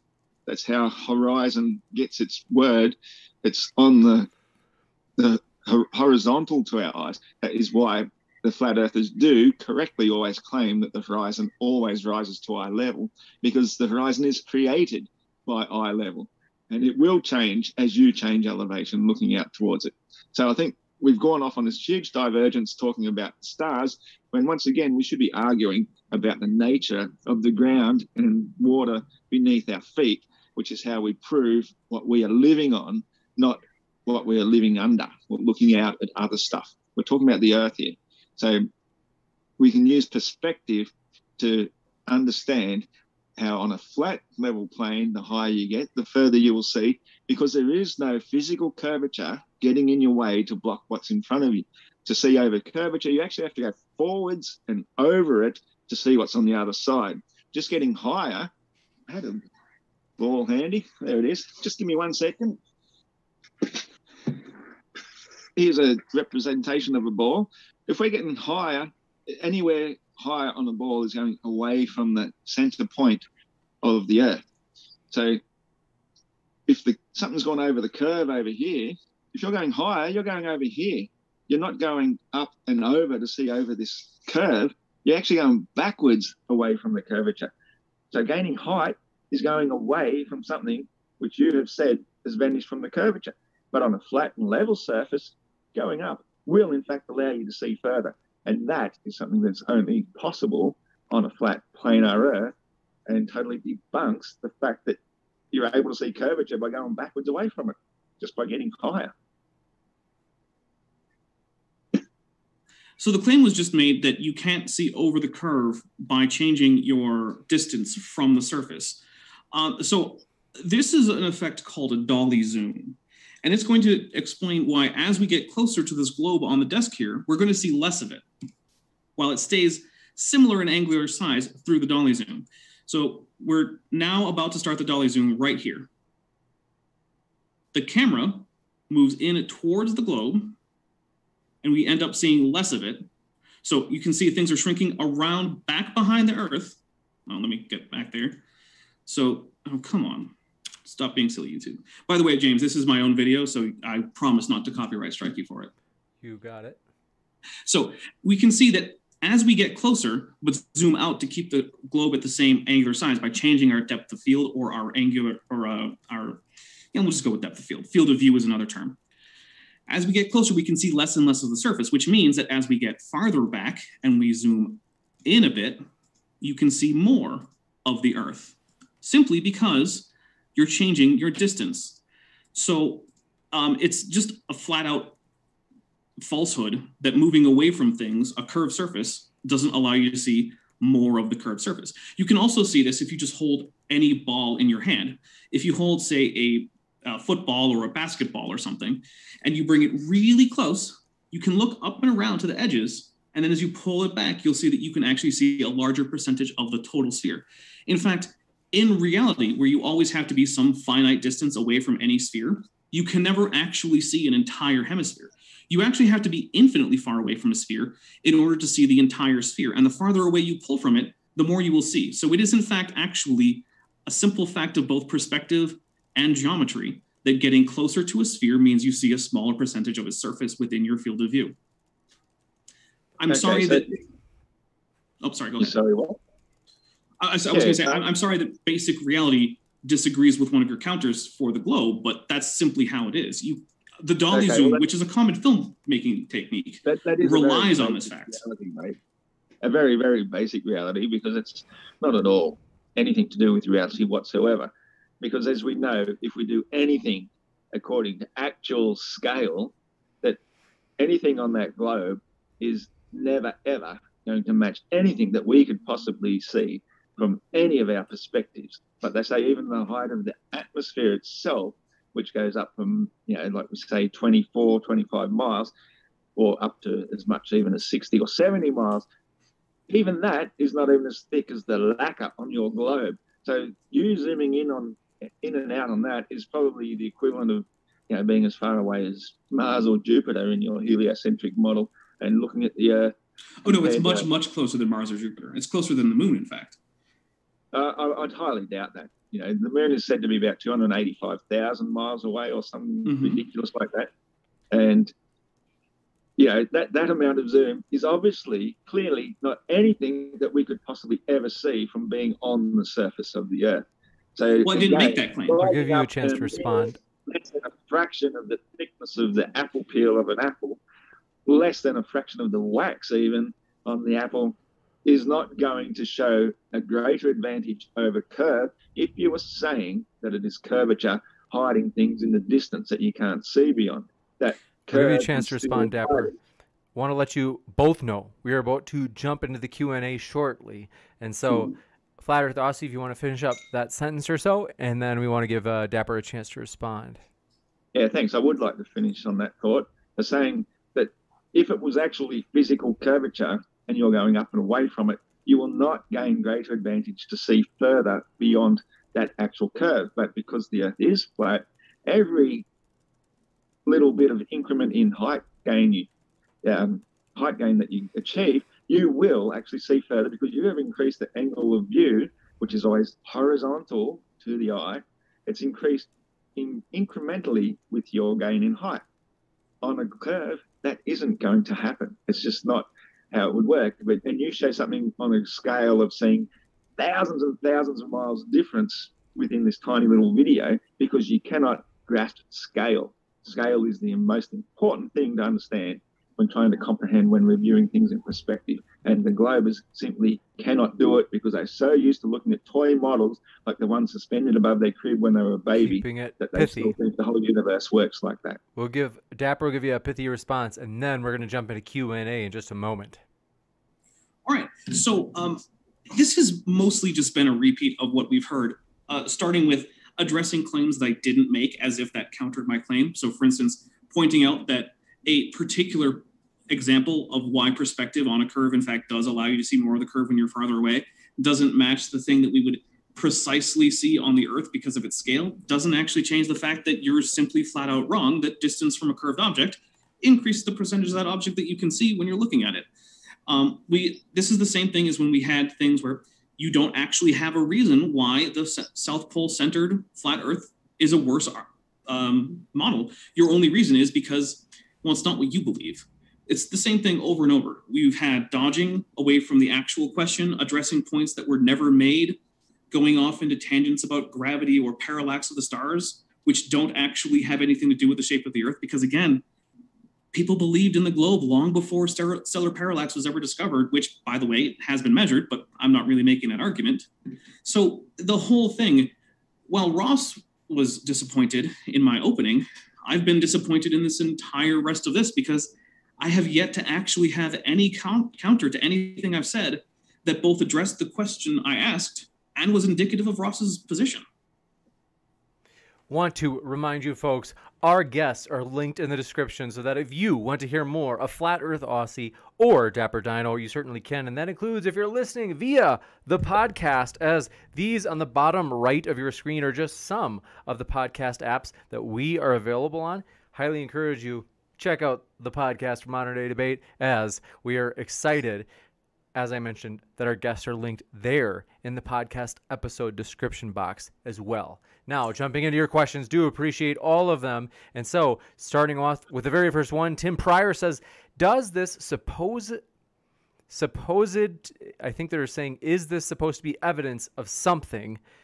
Namely, they were asking you, Flat Earth Aussie, regarding, I think you were talking about Egyptian gods. Could you give the summary of what your kind of coverage of the Egyptian gods was for regarding its in the context of flat Earth versus globe Earth? Pretty much I was saying that Ra is the Egyptian sun god, and in the famous story that the Egyptians tell is that he's murdered by his brother Set, and basically that just describes that at the end of every day the sun appears to die because it sets. And so the name Set basically became synonymous with the killer of the sun god. And on the winter solstice from the north, which is happening this coming June 21st, 22nd, that's basically when the sun is, I've got that wrong. It's our winter solstice. On the winter solstice in the north, it's December 22nd. And that's when the sun appears lowest in the northern sky because it's closest to the Earth, which makes it appear to be further outwards. And so that's why they say the Son of God dies on that winter solstice. And so when it is born again, it's considered then to be the son of God returning, which is the son, basically, of Ra, is Horus. They're all sun gods, basically. And he keeps returning perpetually every year to be the giver of light and life. Juicy. This one coming in from... Wait, James, could I do less than 30 seconds?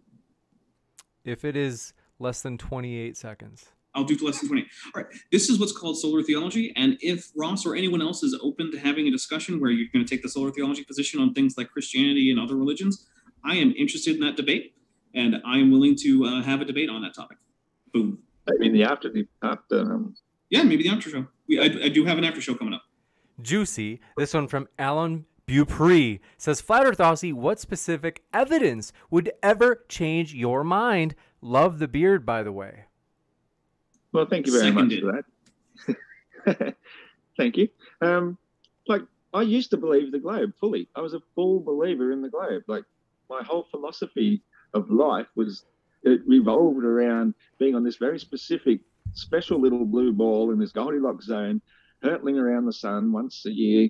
And I fully believed it. So if anything, it's a bit like being, say, somebody that was a chronic smoker their whole life who gives up smoking. Once that person has given up smoking, if you try to convince them to go back to smoking again, it just ain't going to happen.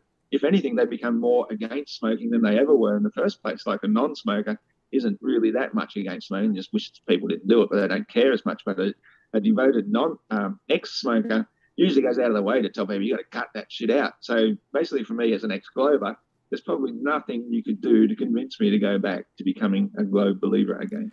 Juicy. This one coming in from Vandalia, 1998, says, has anyone made a flat Earth heliocentric model? I don't know who that's for, but I have never heard of it. It's a crazy thought because the heliocentric model is fully debunked by the flat Earth. The flat Earth is not a frisbee or a disc or a pizza or pancake or any of these things whirling through space. In the flat Earth model, we understand that the physical plane is at the bottom of the known universe and it's fixed in place, and it's pretty much the only physical plane in existence. All else is not terra firma. It's just lights in the sky, and perhaps that extends infinitely beyond Antarctica. We don't know because we can't go there. But to say that the flat Earth would be heliocentric just is never going to happen. Gotcha. And this question coming in from Brandon Connell says, how tall of a pole would I need to see the entire planet, regardless of whether on the South or North Pole? Well, again, there are limits to human vision. We can only see so far. Things shrink in the distance to the convergence point. So there's no actual height you could actually go to be able to see things visibly. Like, assuming you got as high as Polaris, for example, above the North Pole, you're still only going to see as far as the equator. So if you got as high as Polaris above the equator, you're still not going to see with enough resolution because the atmosphere itself is still going to obscure what is visible, and things naturally shrink in the distance anyway. So it's just never going to happen. It's really, once you understand how perspective, diminution, and atmospheric lensing or blocking works, you might be able to see 500 miles at the absolute maximum if you like. Gotcha. And Bubblegum Gun, thanks for your question. It says, are flat earthers CIA secret plants making noise to distract the population from real conspiracy that would cause civil uproar and anti-government revolution? Given that this is a common objection from the flat earthers, namely that, for example, Dapper Dino secretly works for NASA or CIA. Flat Earth Aussie, what would be your response if someone challenges saying that you are allegedly a CIA secret undercover plant? Well, I'm still waiting for my check, and it's coming time now. I wouldn't surprise me in the least if there are some, because in every truth movement throughout history, you always get infiltration from undercover agents putting out disinformation and misinformation with enough truth to seem legitimate. But I think when it comes down to it, most flat earthers are pretty genuine about all they're really searching for is the truth. And if we were working for the CIA, again, where's my bloody check? Next up, Tim Pryor says, oh man, just when I thought there was a huge dinosaur on Earth, you had to say it was CGI, Dapper. Look, I know, I'm sorry, but when I do grow big enough to tower over Australia, I will let you know. And Ross, look up, because if that ever happens, I'll be right there looking down at you. But I do also want to say real quick, I'm not an employee of the CIA or NASA. It's in fact the USGS that I get my shill checks from. That's because I do a lot of shilling for Big Dino, and that has a lot more to do with geology than it does with space. So it's the USGS sending me the shill money. Juicy. And Eye of Thoth says, Dino, if the northern hemisphere has the ice wall, then are polar bears actually angels blocking us from the Garden of Eden? I can't say for sure, but I am going to say definitely yes. Juicy. Daniel Baker says both. Why do you think your opponent holds their worldview and isn't open to changing it? beyond, quote unquote, they don't know the science, or quote unquote, they're indoctrinated? Okay, well, I think my opponent holds his worldview for the same reason we all did, because we were brought up to be told a certain thing. And so whatever you're brought up to believe in, then that's what you're going to defend. And as they say, it's much easier to fool a person than it is to convince them they've been fooled. So to try and convert people from this heliocentric point of view to the natural point of view where we live on a stationary planet Earth is very difficult to do. So that's why I'd say my opponent holds his point of view. All right, well, since it was for both, I guess I'll go ahead. And first, I'll say that towards the end, it said that people wouldn't be changing their minds. I'm very open to changing my mind. In fact, I've done so in considerable ways. For instance, as people who view my channel regularly might know, I used to be a young Earth creationist. That has changed. So it's definitely not the case that I'm not open to changing my views. But as regards to why I think Ross here holds the positions that he does, it kind of goes back to psychological research on the ideas around conspiracy theories. And I'm not a psychologist or psychology research or anything, so please double check this on your own, check for sources, don't take my word for it. But my understanding from the things I've read about the psychology of why people accept conspiracy theories and other things like this is that it in a lot of cases stems from a desire to know that there is some kind of control in the world and a rejection of the idea that the world is as chaotic as it seems to be, and that there's really no one at the wheel. And so I think, and the psychology research that I've seen seems to back me up on this, that some people would rather there be a nefarious hand on the wheel than no hand on the wheel. And so they're willing to accept things like horrible sun-worshipping conspiracies to trick everyone into the wrong shape of the Earth, because it means at least someone knows what's going on. Juicy. This one coming in I don't from... think there's anything particularly horrible about being a sun worshipper. Yeah, that's fine if that's what you want to do. Yeah, so when you say it's a conspiracy, sorry about this, to say that it's a conspiracy, that sort of indicates that somebody, I don't know, is contrived to formulate a method to make you believe a certain thing that is false. And I think basically we've accidentally fallen into the heliocentric model. And if not, then really it is a conspiracy. And it's probably the mother of all conspiracies.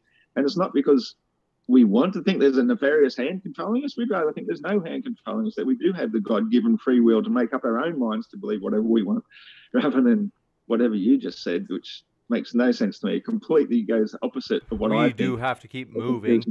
Do want to mention, folks, we have 378 people watching on YouTube right now. Folks, we only have 142 likes. If you want to see Flat Earth Aussie pull at least one secret object from his beard, who knows how much stuff is in there, hit that like button just so we can see Flat Earth, what he might have hidden in there. And thank you very much for this question from Daniel Baker. Says, oh, we got that one. King024, thanks for your question, says, I live in New Zealand and believed that the Earth was a globe until Dapper presented his model.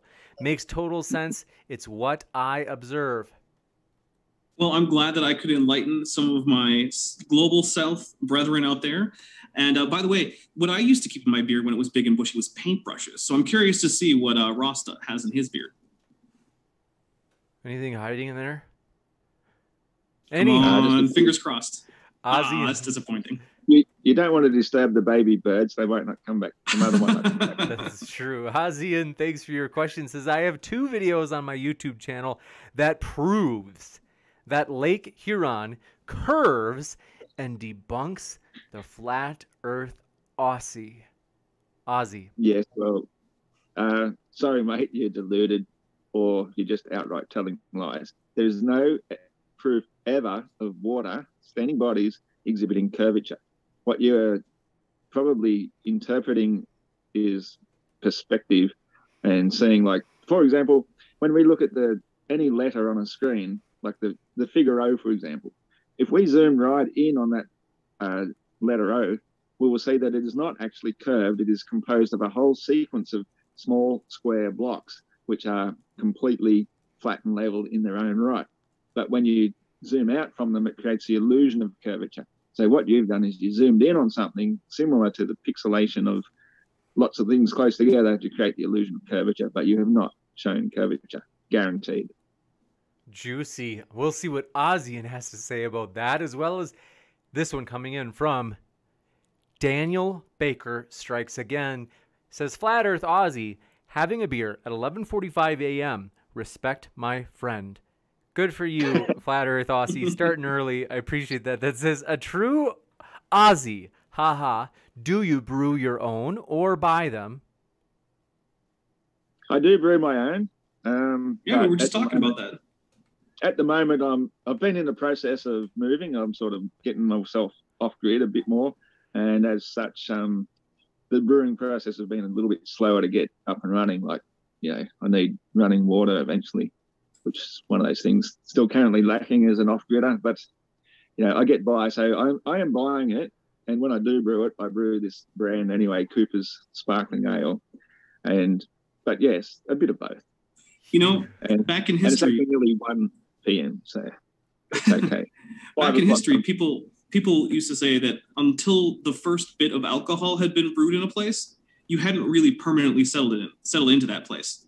So until you finish your first brew, you haven't really moved. I'd be bottling it right now, actually, if I wasn't here. Oh, nice. Awesome. Well, then you have moved. Congratulations. Thank you. Based and flat pilled. Next up, Holy Smalls, thanks for your question. Says Flat Earth Aussie, love you, man. So glad you are back in the debate world. Been watching you since back when you were on with Fight the Flat Earth. Cheers. Who was that from? That was from Holy Smalls. Holy Smalls? That's right. Oh, Paulie. Paulie or Holy? Holy. Holy Smalls. Well, thank you very much. Yes, I do remember debating against that particular special case. So cheers, man. Thanks for following. Thank you for editing, filtering, whatever you were going to say. We sometimes get in trouble because sometimes debaters like to talk about other debaters when they're not here, but you did it in a respectful way. Special. Appreciate that. And then Beowulf says, question for Flat Earth Aussie, just how far away do you reckon the stars are? How far away do you have to be from a star before it disappears from view? That's a really good question, and I couldn't really tell you the truth. I believe, as I said during the debate or discussion, that the firmament is roughly 62, perhaps up to 72 miles high, and that is where the apparition of these lights appear. But their actual true height could be any arbitrary distance much higher than that. So I really don't know the distance, but basically the distance from the North Pole to the equator, which I believe equates to roughly 6,000 miles, that would be about the distance you would have to travel across the Earth for any particular star, give or take, minus its own particular motion. That's why Polaris is so good, because it's fixed. So about 6,000 miles is about the distance you would travel where it disappears from view. Gotcha. And also have a super chat. Thanks. Ozian strikes back. The battle is on. He says, nope, I didn't zoom in on anything, Flat Earth Aussie. This is the gentleman who had mentioned, he had said he had demonstrated that there was curvature on Lake Huron and said, nope, I didn't zoom in on anything. I sent a drone straight up and you can see the water curving. It's simple to test on a flat body of water. And also says, and to counter your next argument, it doesn't show the horizon curving, just that the water curves down and away. So he just readily admitted that you can see it on flat water. Yes, like, is that what he just said? You can see the curve on flat water. I mean, let's he's see. just Let me reread himself, it. Yeah. I don't know if he used. Let's see. He said, "I sent drone straight up, and you can see the water curving. It's simple to test on a flat body of water." I see what body you're of saying. Water, Okay. You can see it curving. Now, look, I've done many experiments myself on flat bodies of water where you can see a particular object, which the easiest one for me to go to is down at the easternmost point of the Australian mainland. There's a rocky outcrop there called Julian Rocks. Now, when you're standing at sea level, you look out and Julian Rocks is entirely above the horizon. So to a globe defender or believer, they will believe that this is the point where curvature is dropping away on the other side. But all you need to do then is walk up to the lighthouse, which stands a little under 100 metres above sea level, and you will see Julian Rocks is completely surrounded by flat and level water as far as the eye can see.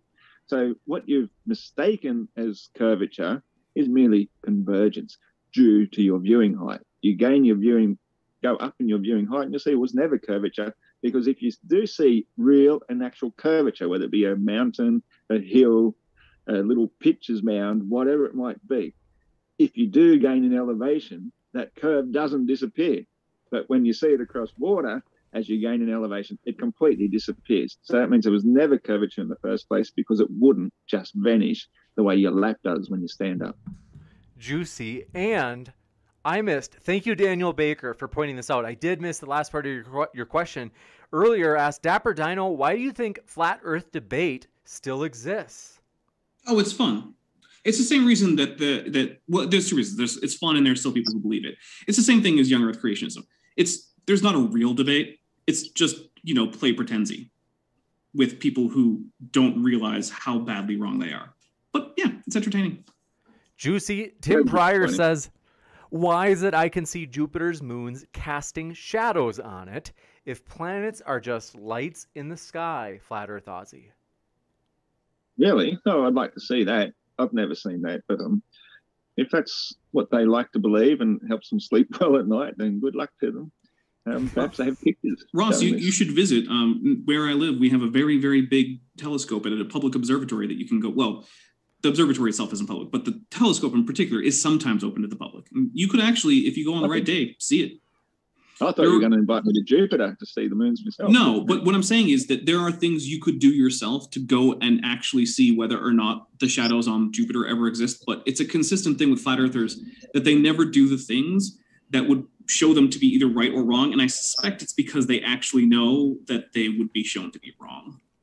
Well, that's really sweet. But, like, give you a quick response. Maybe there's another explanation Aussie, as well. Then we got to go to the next one.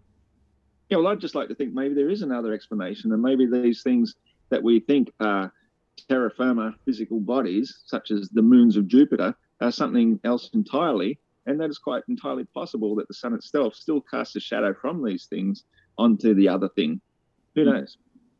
Juicy. And this one coming in from the Crawdaddy029 says, so weird that anyone outside the U.S. is flat Earth. I thought we were the only ones with such awful education standards in a developed country. Flat Earth Aussie, is it that you're ahead of the curve, or no pun intended, or is it that do you guys have lousy education there? Let's engage with this super chat that Crawdaddy029 sent in. Well, no worries. I can tell you for a fact that when I was 16 years old, I was an exchange student and went to the United States. I was pretty high in most of my classes, but I was about a year younger than everybody in my class. I had this year up my sleeve. So I went over to the United States because that's what we see on our television and our movies, thinking that that's the epicenter of the world and everything. And I was very disappointed at the education standards over there. You guys are really, no offense to those who actually do well, because some do, but you're so bloody dumb. And the fact is, there are many Australians who are actually discovering the earth is flat. I run into them all the time these days. We're gaining in popularity everywhere.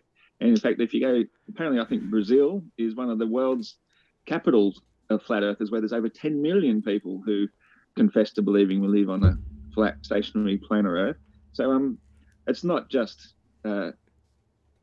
designated towards you Americans, the ones who are actually smart enough to realize they've been duped their whole lives. It's actually all over the globe. Couldn't help myself. Based and flat-pilled yet again. Can I have a quick thing? Yes, go ahead. Okay, so I actually don't think it's to do with a level of education or intelligence level of people who believe in the flat Earth. I actually do think that there are psychological, not problems, but psychological frames of mind. So I really do think it's more of a psychological than an education thing. There are flat earthers who are quite smart.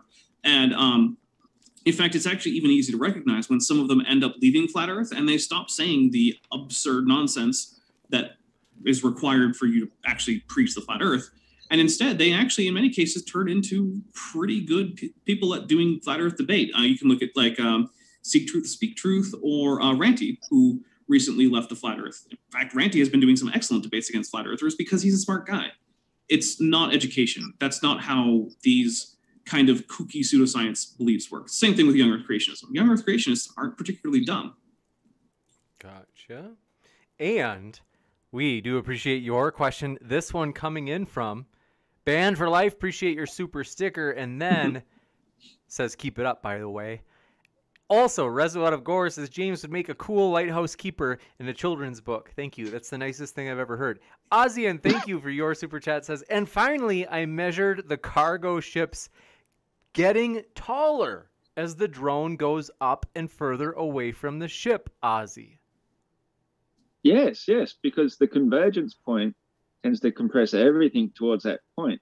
So as everything gets further away from that point, it will actually appear to get taller.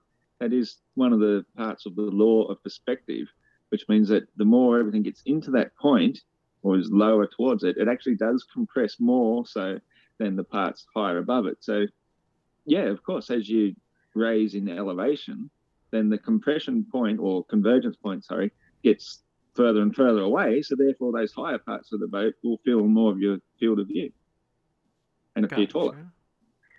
Do appreciate that, and do appreciate this question coming in from Sahi Luke. Says, for Ozzy, for what reasons are there no reliable, clear, undeniable photographic evidence of an ice wall? And then they said, keep in mind, planes traveling at 30 to 36,000 feet would be able to shoot this, wouldn't they? No.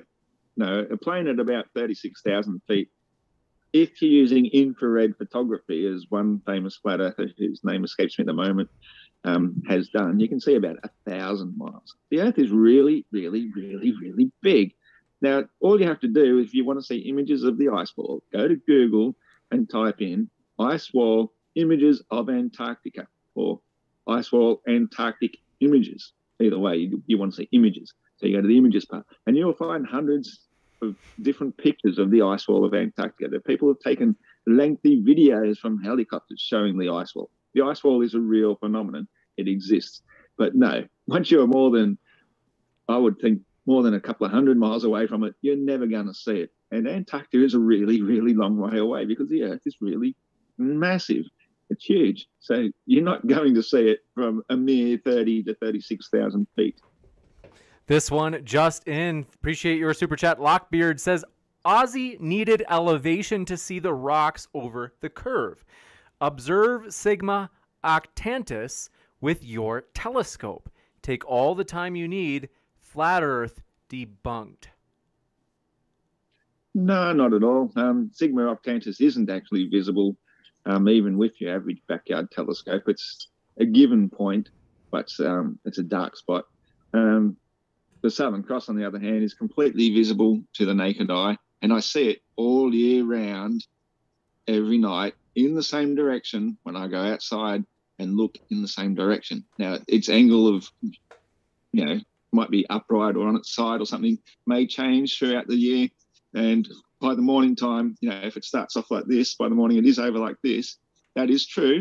So it would appear as if it's perhaps rotating around a centre point. But the fact is, if we are going around the sun in a year, if it's 6 months, say at this time of year in June, I look out and I see the Southern Cross there, then in 6 months' time, I'm on the other side of the sun and nighttime is looking the completely opposite direction. I should not be looking at the Southern Cross at all.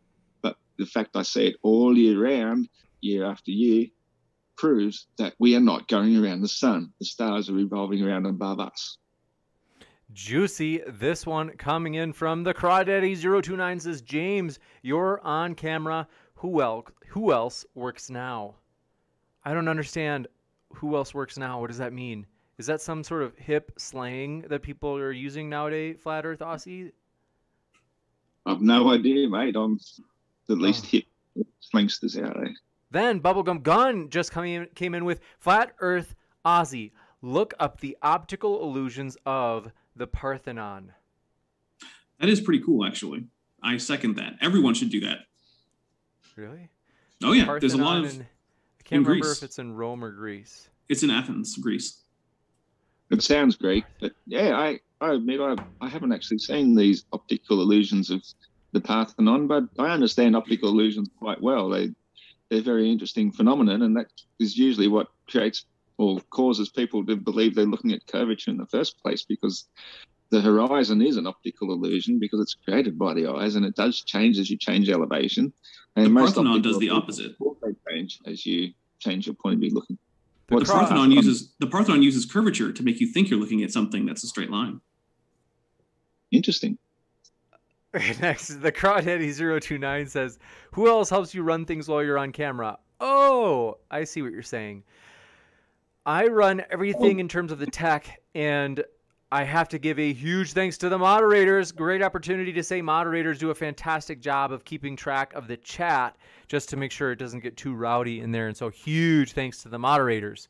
And this next question coming in from Alan H. says, can you ask Flat Earth Aussie for a photo of the flat Earth that's not CGI? Well, in actual fact, every photo that isn't CGI is a photo of the flat Earth. So that's easily done. Juicy, and this one coming in from David P.N.F. says, question for Flat Earth Aussie, what evidence would convince you the Earth is round? Well, put me in a spacesuit, put me in a vacuum chamber, and prove that I can still breathe, inside that. That would start. Then I could trust it to be sent out into the vacuum of space. So put me in a rocket, and then let me see the Earth spinning around the sun. But my only problem with that is I don't believe any rocket is capable of going fast enough to catch back up to the Earth, because the Earth is traveling 66,600 miles an hour around this great fireball hurtling through space at over 500,000 miles an hour.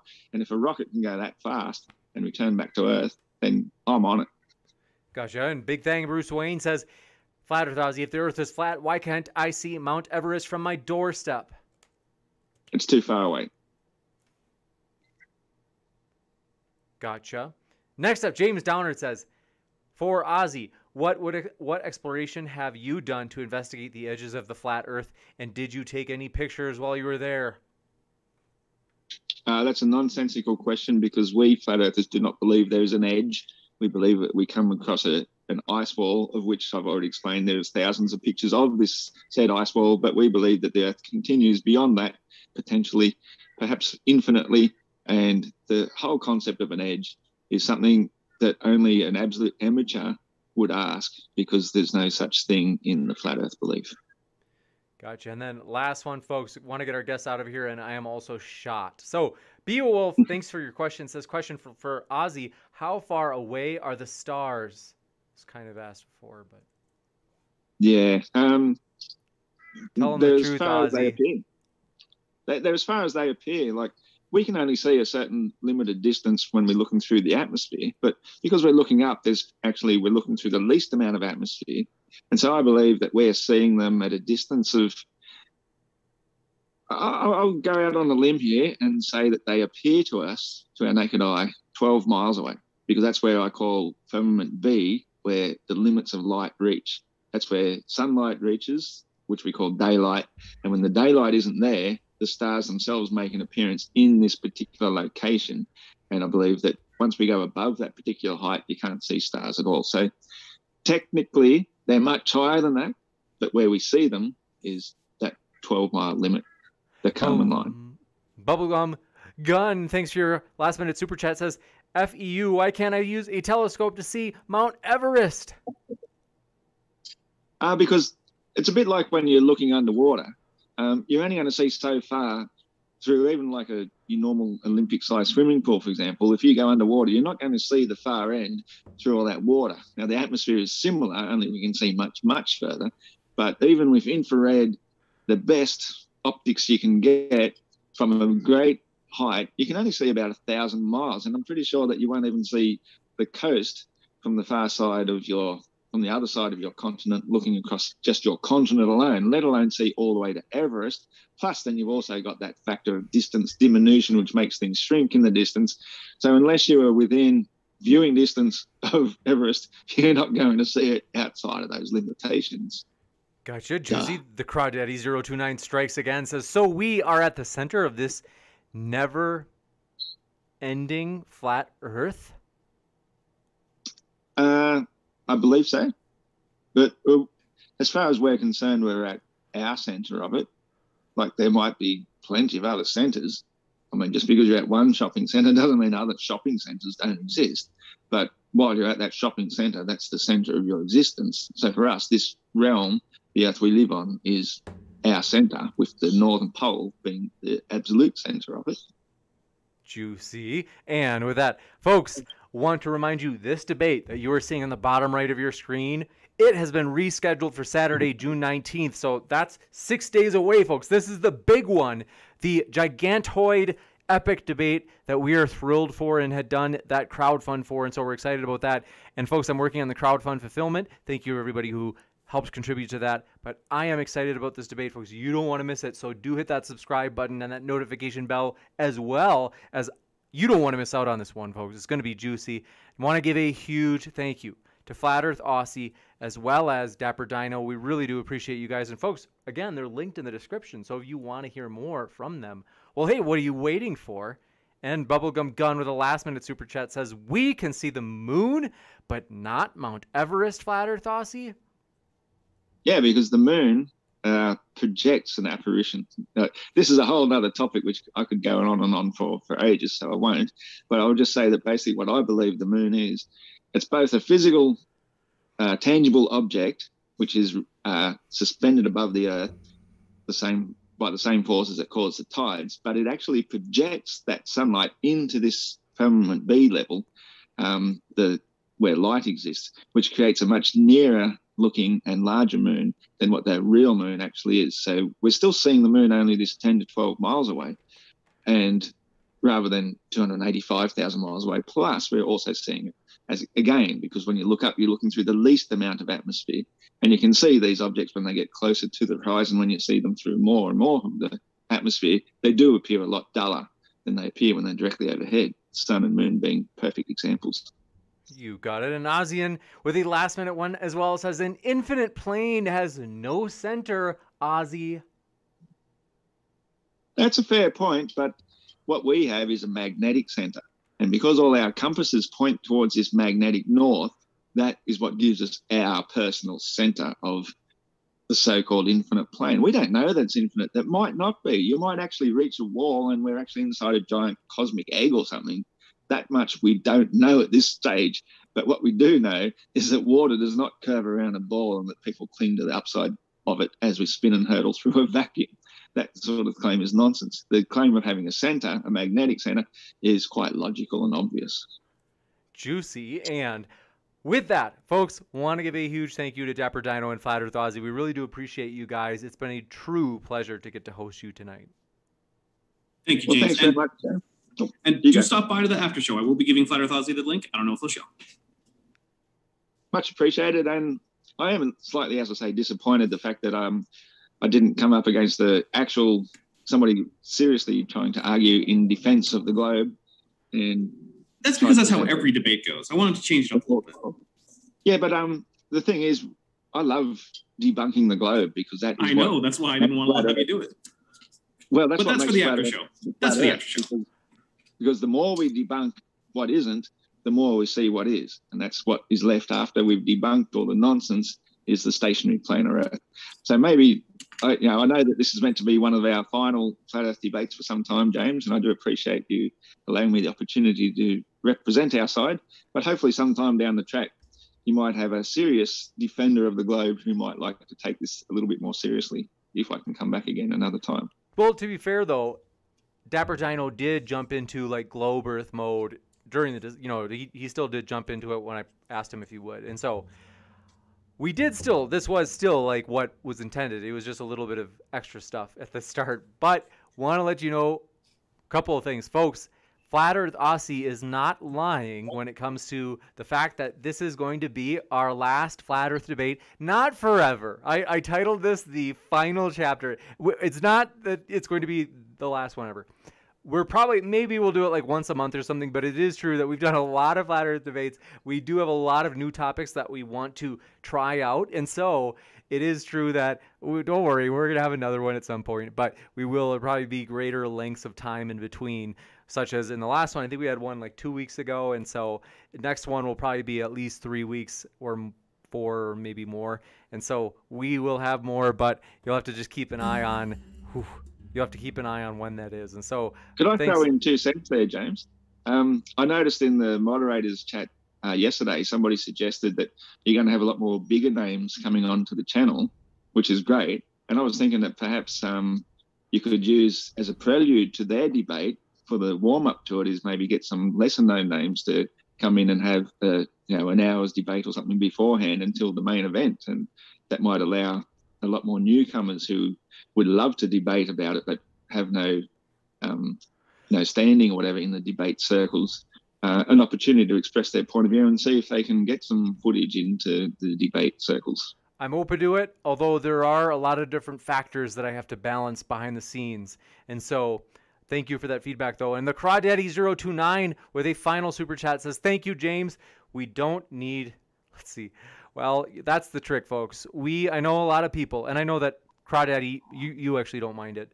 But once in a while, people will cry about us platforming controversial topics or people, and we can't help it, but that just makes us want to do it more. So I will be back in a moment to let you know about what other juicy controversial topics are coming up soon, folks, in that post-credit scene. So I will be back in just a moment to tell you about upcoming debates, as well as just to get to hang out with you guys for just a bit before I have to run. But one last thank you to our guests, as it's been a true pleasure to have you guys. We really do appreciate you, Flat Earth Aussie and Dapper Dino.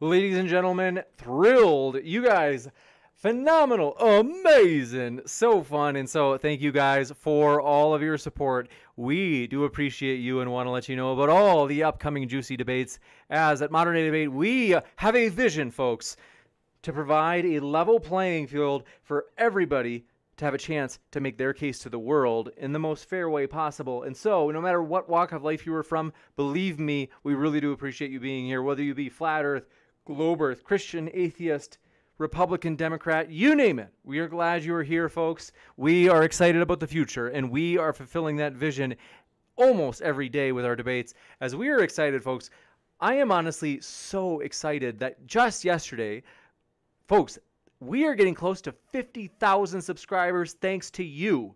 Thank you so much for all that you do to support this channel, whether it be even clicking that like button. That helps us in the algorithm, no joke, that helps us grow, as well as sharing content. I can see the amount of shares on videos, and I am like blown away at the amount of shares in terms of, hey, if you have a friend who enjoys these topics, you can share this video and say, hey, I know you enjoy this topic and these debates, like, hey, you might enjoy this one. That helps us. We really do appreciate that, as well as, there's a billion different ways. The debaters themselves, who are the lifeblood of the channel, we appreciate them. They have helped us. As we have, just yesterday, we crossed over 48,000, which is so exciting. And so thank you guys so much for making this absolutely epic, as we are approaching 50,000 quite quickly. I think it's possible by the, let's see, I don't know if it would be by the, I don't think it would be by the end of the month, but maybe. Like, it is going that fast, especially with, you guys, I'm just really excited about that. And I'm confident by July, which we'll have to think of maybe a way we could celebrate that. That's going to be a lot of fun. And so I really do want to celebrate together, as, like I said, the more the merrier. And you guys, for real, you have no idea how much you've helped this channel, how much you have made it as epic as it is. I mean, you guys are fun, just hanging out in the chat. It's a fun time, and we do appreciate you hanging out here. No matter what walk of life you're from, we appreciate that it's an eclectic kind of mix of different people. And so thank you so much for all of your support for everything, folks. Reservoir of Gore says, interesting one tonight. Don't burn the candle at both ends. That's true. I need to get some rest, but I'm going to have 2 nights off in the next couple of nights, and then we'll be back on Tuesday with a controversial one, maybe Wednesday. We do have one for next Friday. So let me tell you what these are. 1, Tuesday, Tom Jump and Jangles are going to debate whether or not it is transphobic to say, I don't want to, well, let's just say this.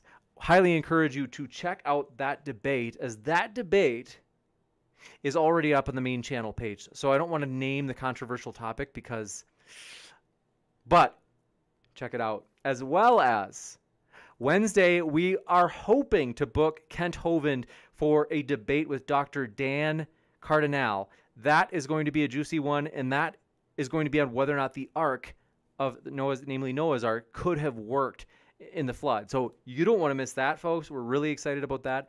And then also, though, oh my goodness, so much cool stuff, you guys. Friday, Evolution on Trial, Nephilim Free, and Dr. Wilson. First time that Dr. Wilson will be with us. You don't want to miss that, so do be sure to make that epic debate. And that was the one that we were originally going to have last time. And then we're thankful Marshall jumped in to save the night, as basically I had made a mistake in booking. And so, long story short, Dr. Wilson was like, oh, I can't make it.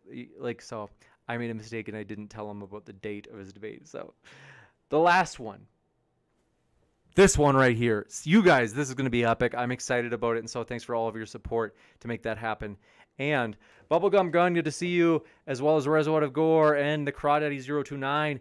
Thank you for coming by. Are you an anti-natalist, Crawdaddy? Seriously, let me know if you are, because we are looking to host the topic of antinatalism.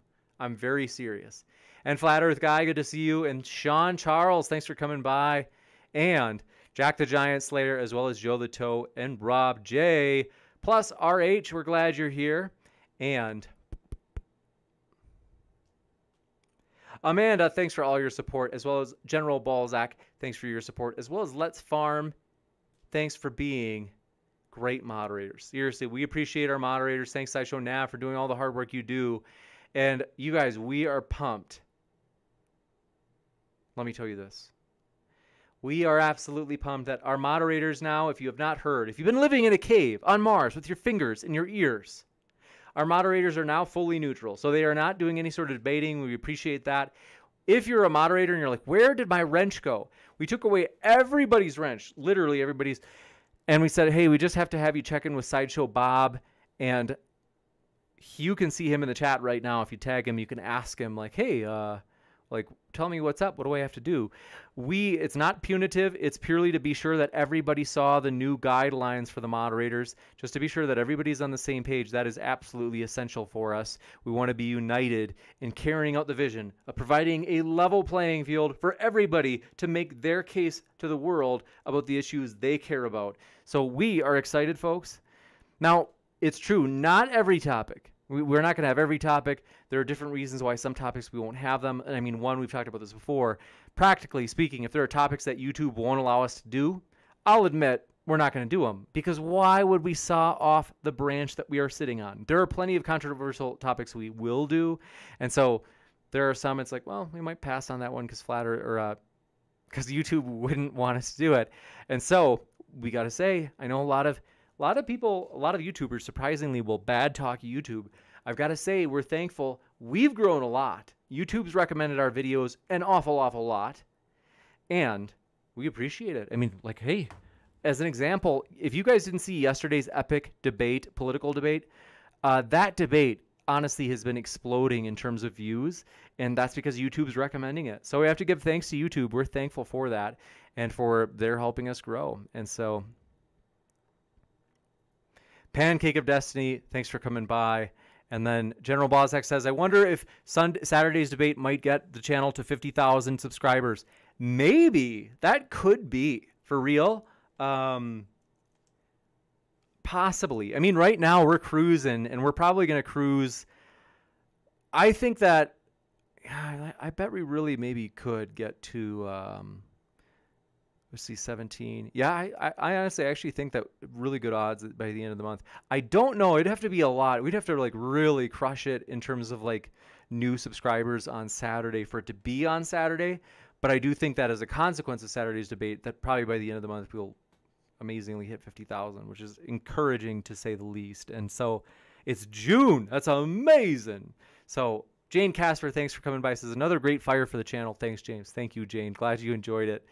And Mr. Anderson, good to see you. And David McGinnis, thanks for coming by. And RH says, thanks, James. My pleasure, RH. Thanks for being kind and for your support. That means a lot. Crawdaddy029 says, had to look up antinatalism. In fact, I am, but I don't know if I can make a normal argument to abstain from it. Juicy. We are looking for antinatalists. And then Pancake of Destiny says, you removed all the wrenches the day before the Flat Earth debate. Is this kind of a conspiracy? It might be. You never know. You'd have to ask Ross Thatcher. I see him there in the live chat. But Brooke Chavez says, let's make it to 200 likes.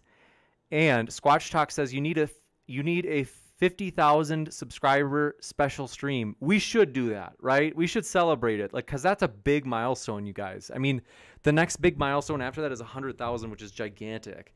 And so I am thrilled, though. I think we should. We got to think of something. I'll think of something that we can do to celebrate that, because it's true. If there was ever a milestone that we've had so far, that's the biggest. And it just seems more special, you know, like the 50 mark, halfway to 100,000. That's pretty cool.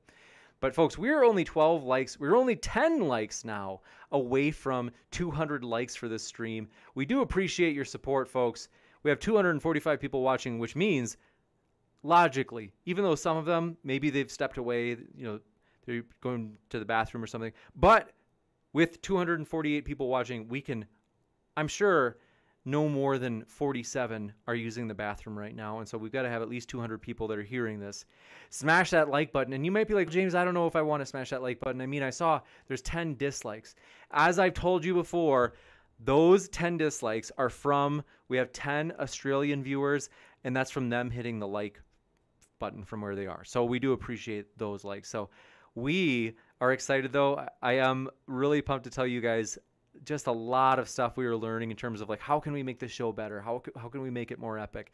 And we really are working on that. And I'm excited about it. You guys, we're pumped about it. So Amanda says, MDD to the moon.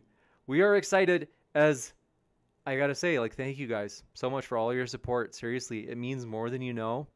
And Joe the Toe says, hit the Rogan up button for James. Thank you for that support. Do appreciate that. But yeah, upcoming debates. We do want to have another panel like we had last night. We do want to have another one in July. So that I'm excited about. And so that I'm starting to like brainstorm like, how can we do that? That'd be fun. There are many juicy things we want to do. And so you guys, it's difficult for me to express just how pumped up I am about those things. Let me know how you're doing, though. How are you doing? Let me know. I do like to hear from you guys. The chat is the best way to get a hold of me. I have to be honest. After the debate, in the chat is actually the best time, because right now it's so hard for me. I'm moving.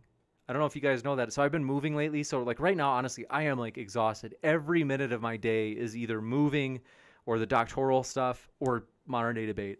That's seriously, I get to watch like 20 minutes of, I watched 20 minutes of Mission Impossible Ghost Protocol while I ate my lunch today.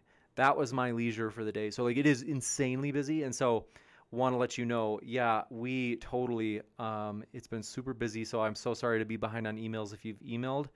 I haven't really gotten to check my emails, and so I'm sorry about that. So you can always get a hold of me in chat, though. And then Pancake of Destiny says, you attracted more flat earthers than any other debate channel. Being neutral is good. We have got I think we've got a lot of flat earthers here that watch, and we welcome them. We really do. That's the trick. We're radicals about being tolerant and being open, because that's, you know, some people will be like, oh, we're so open. Oh, we're so tolerant.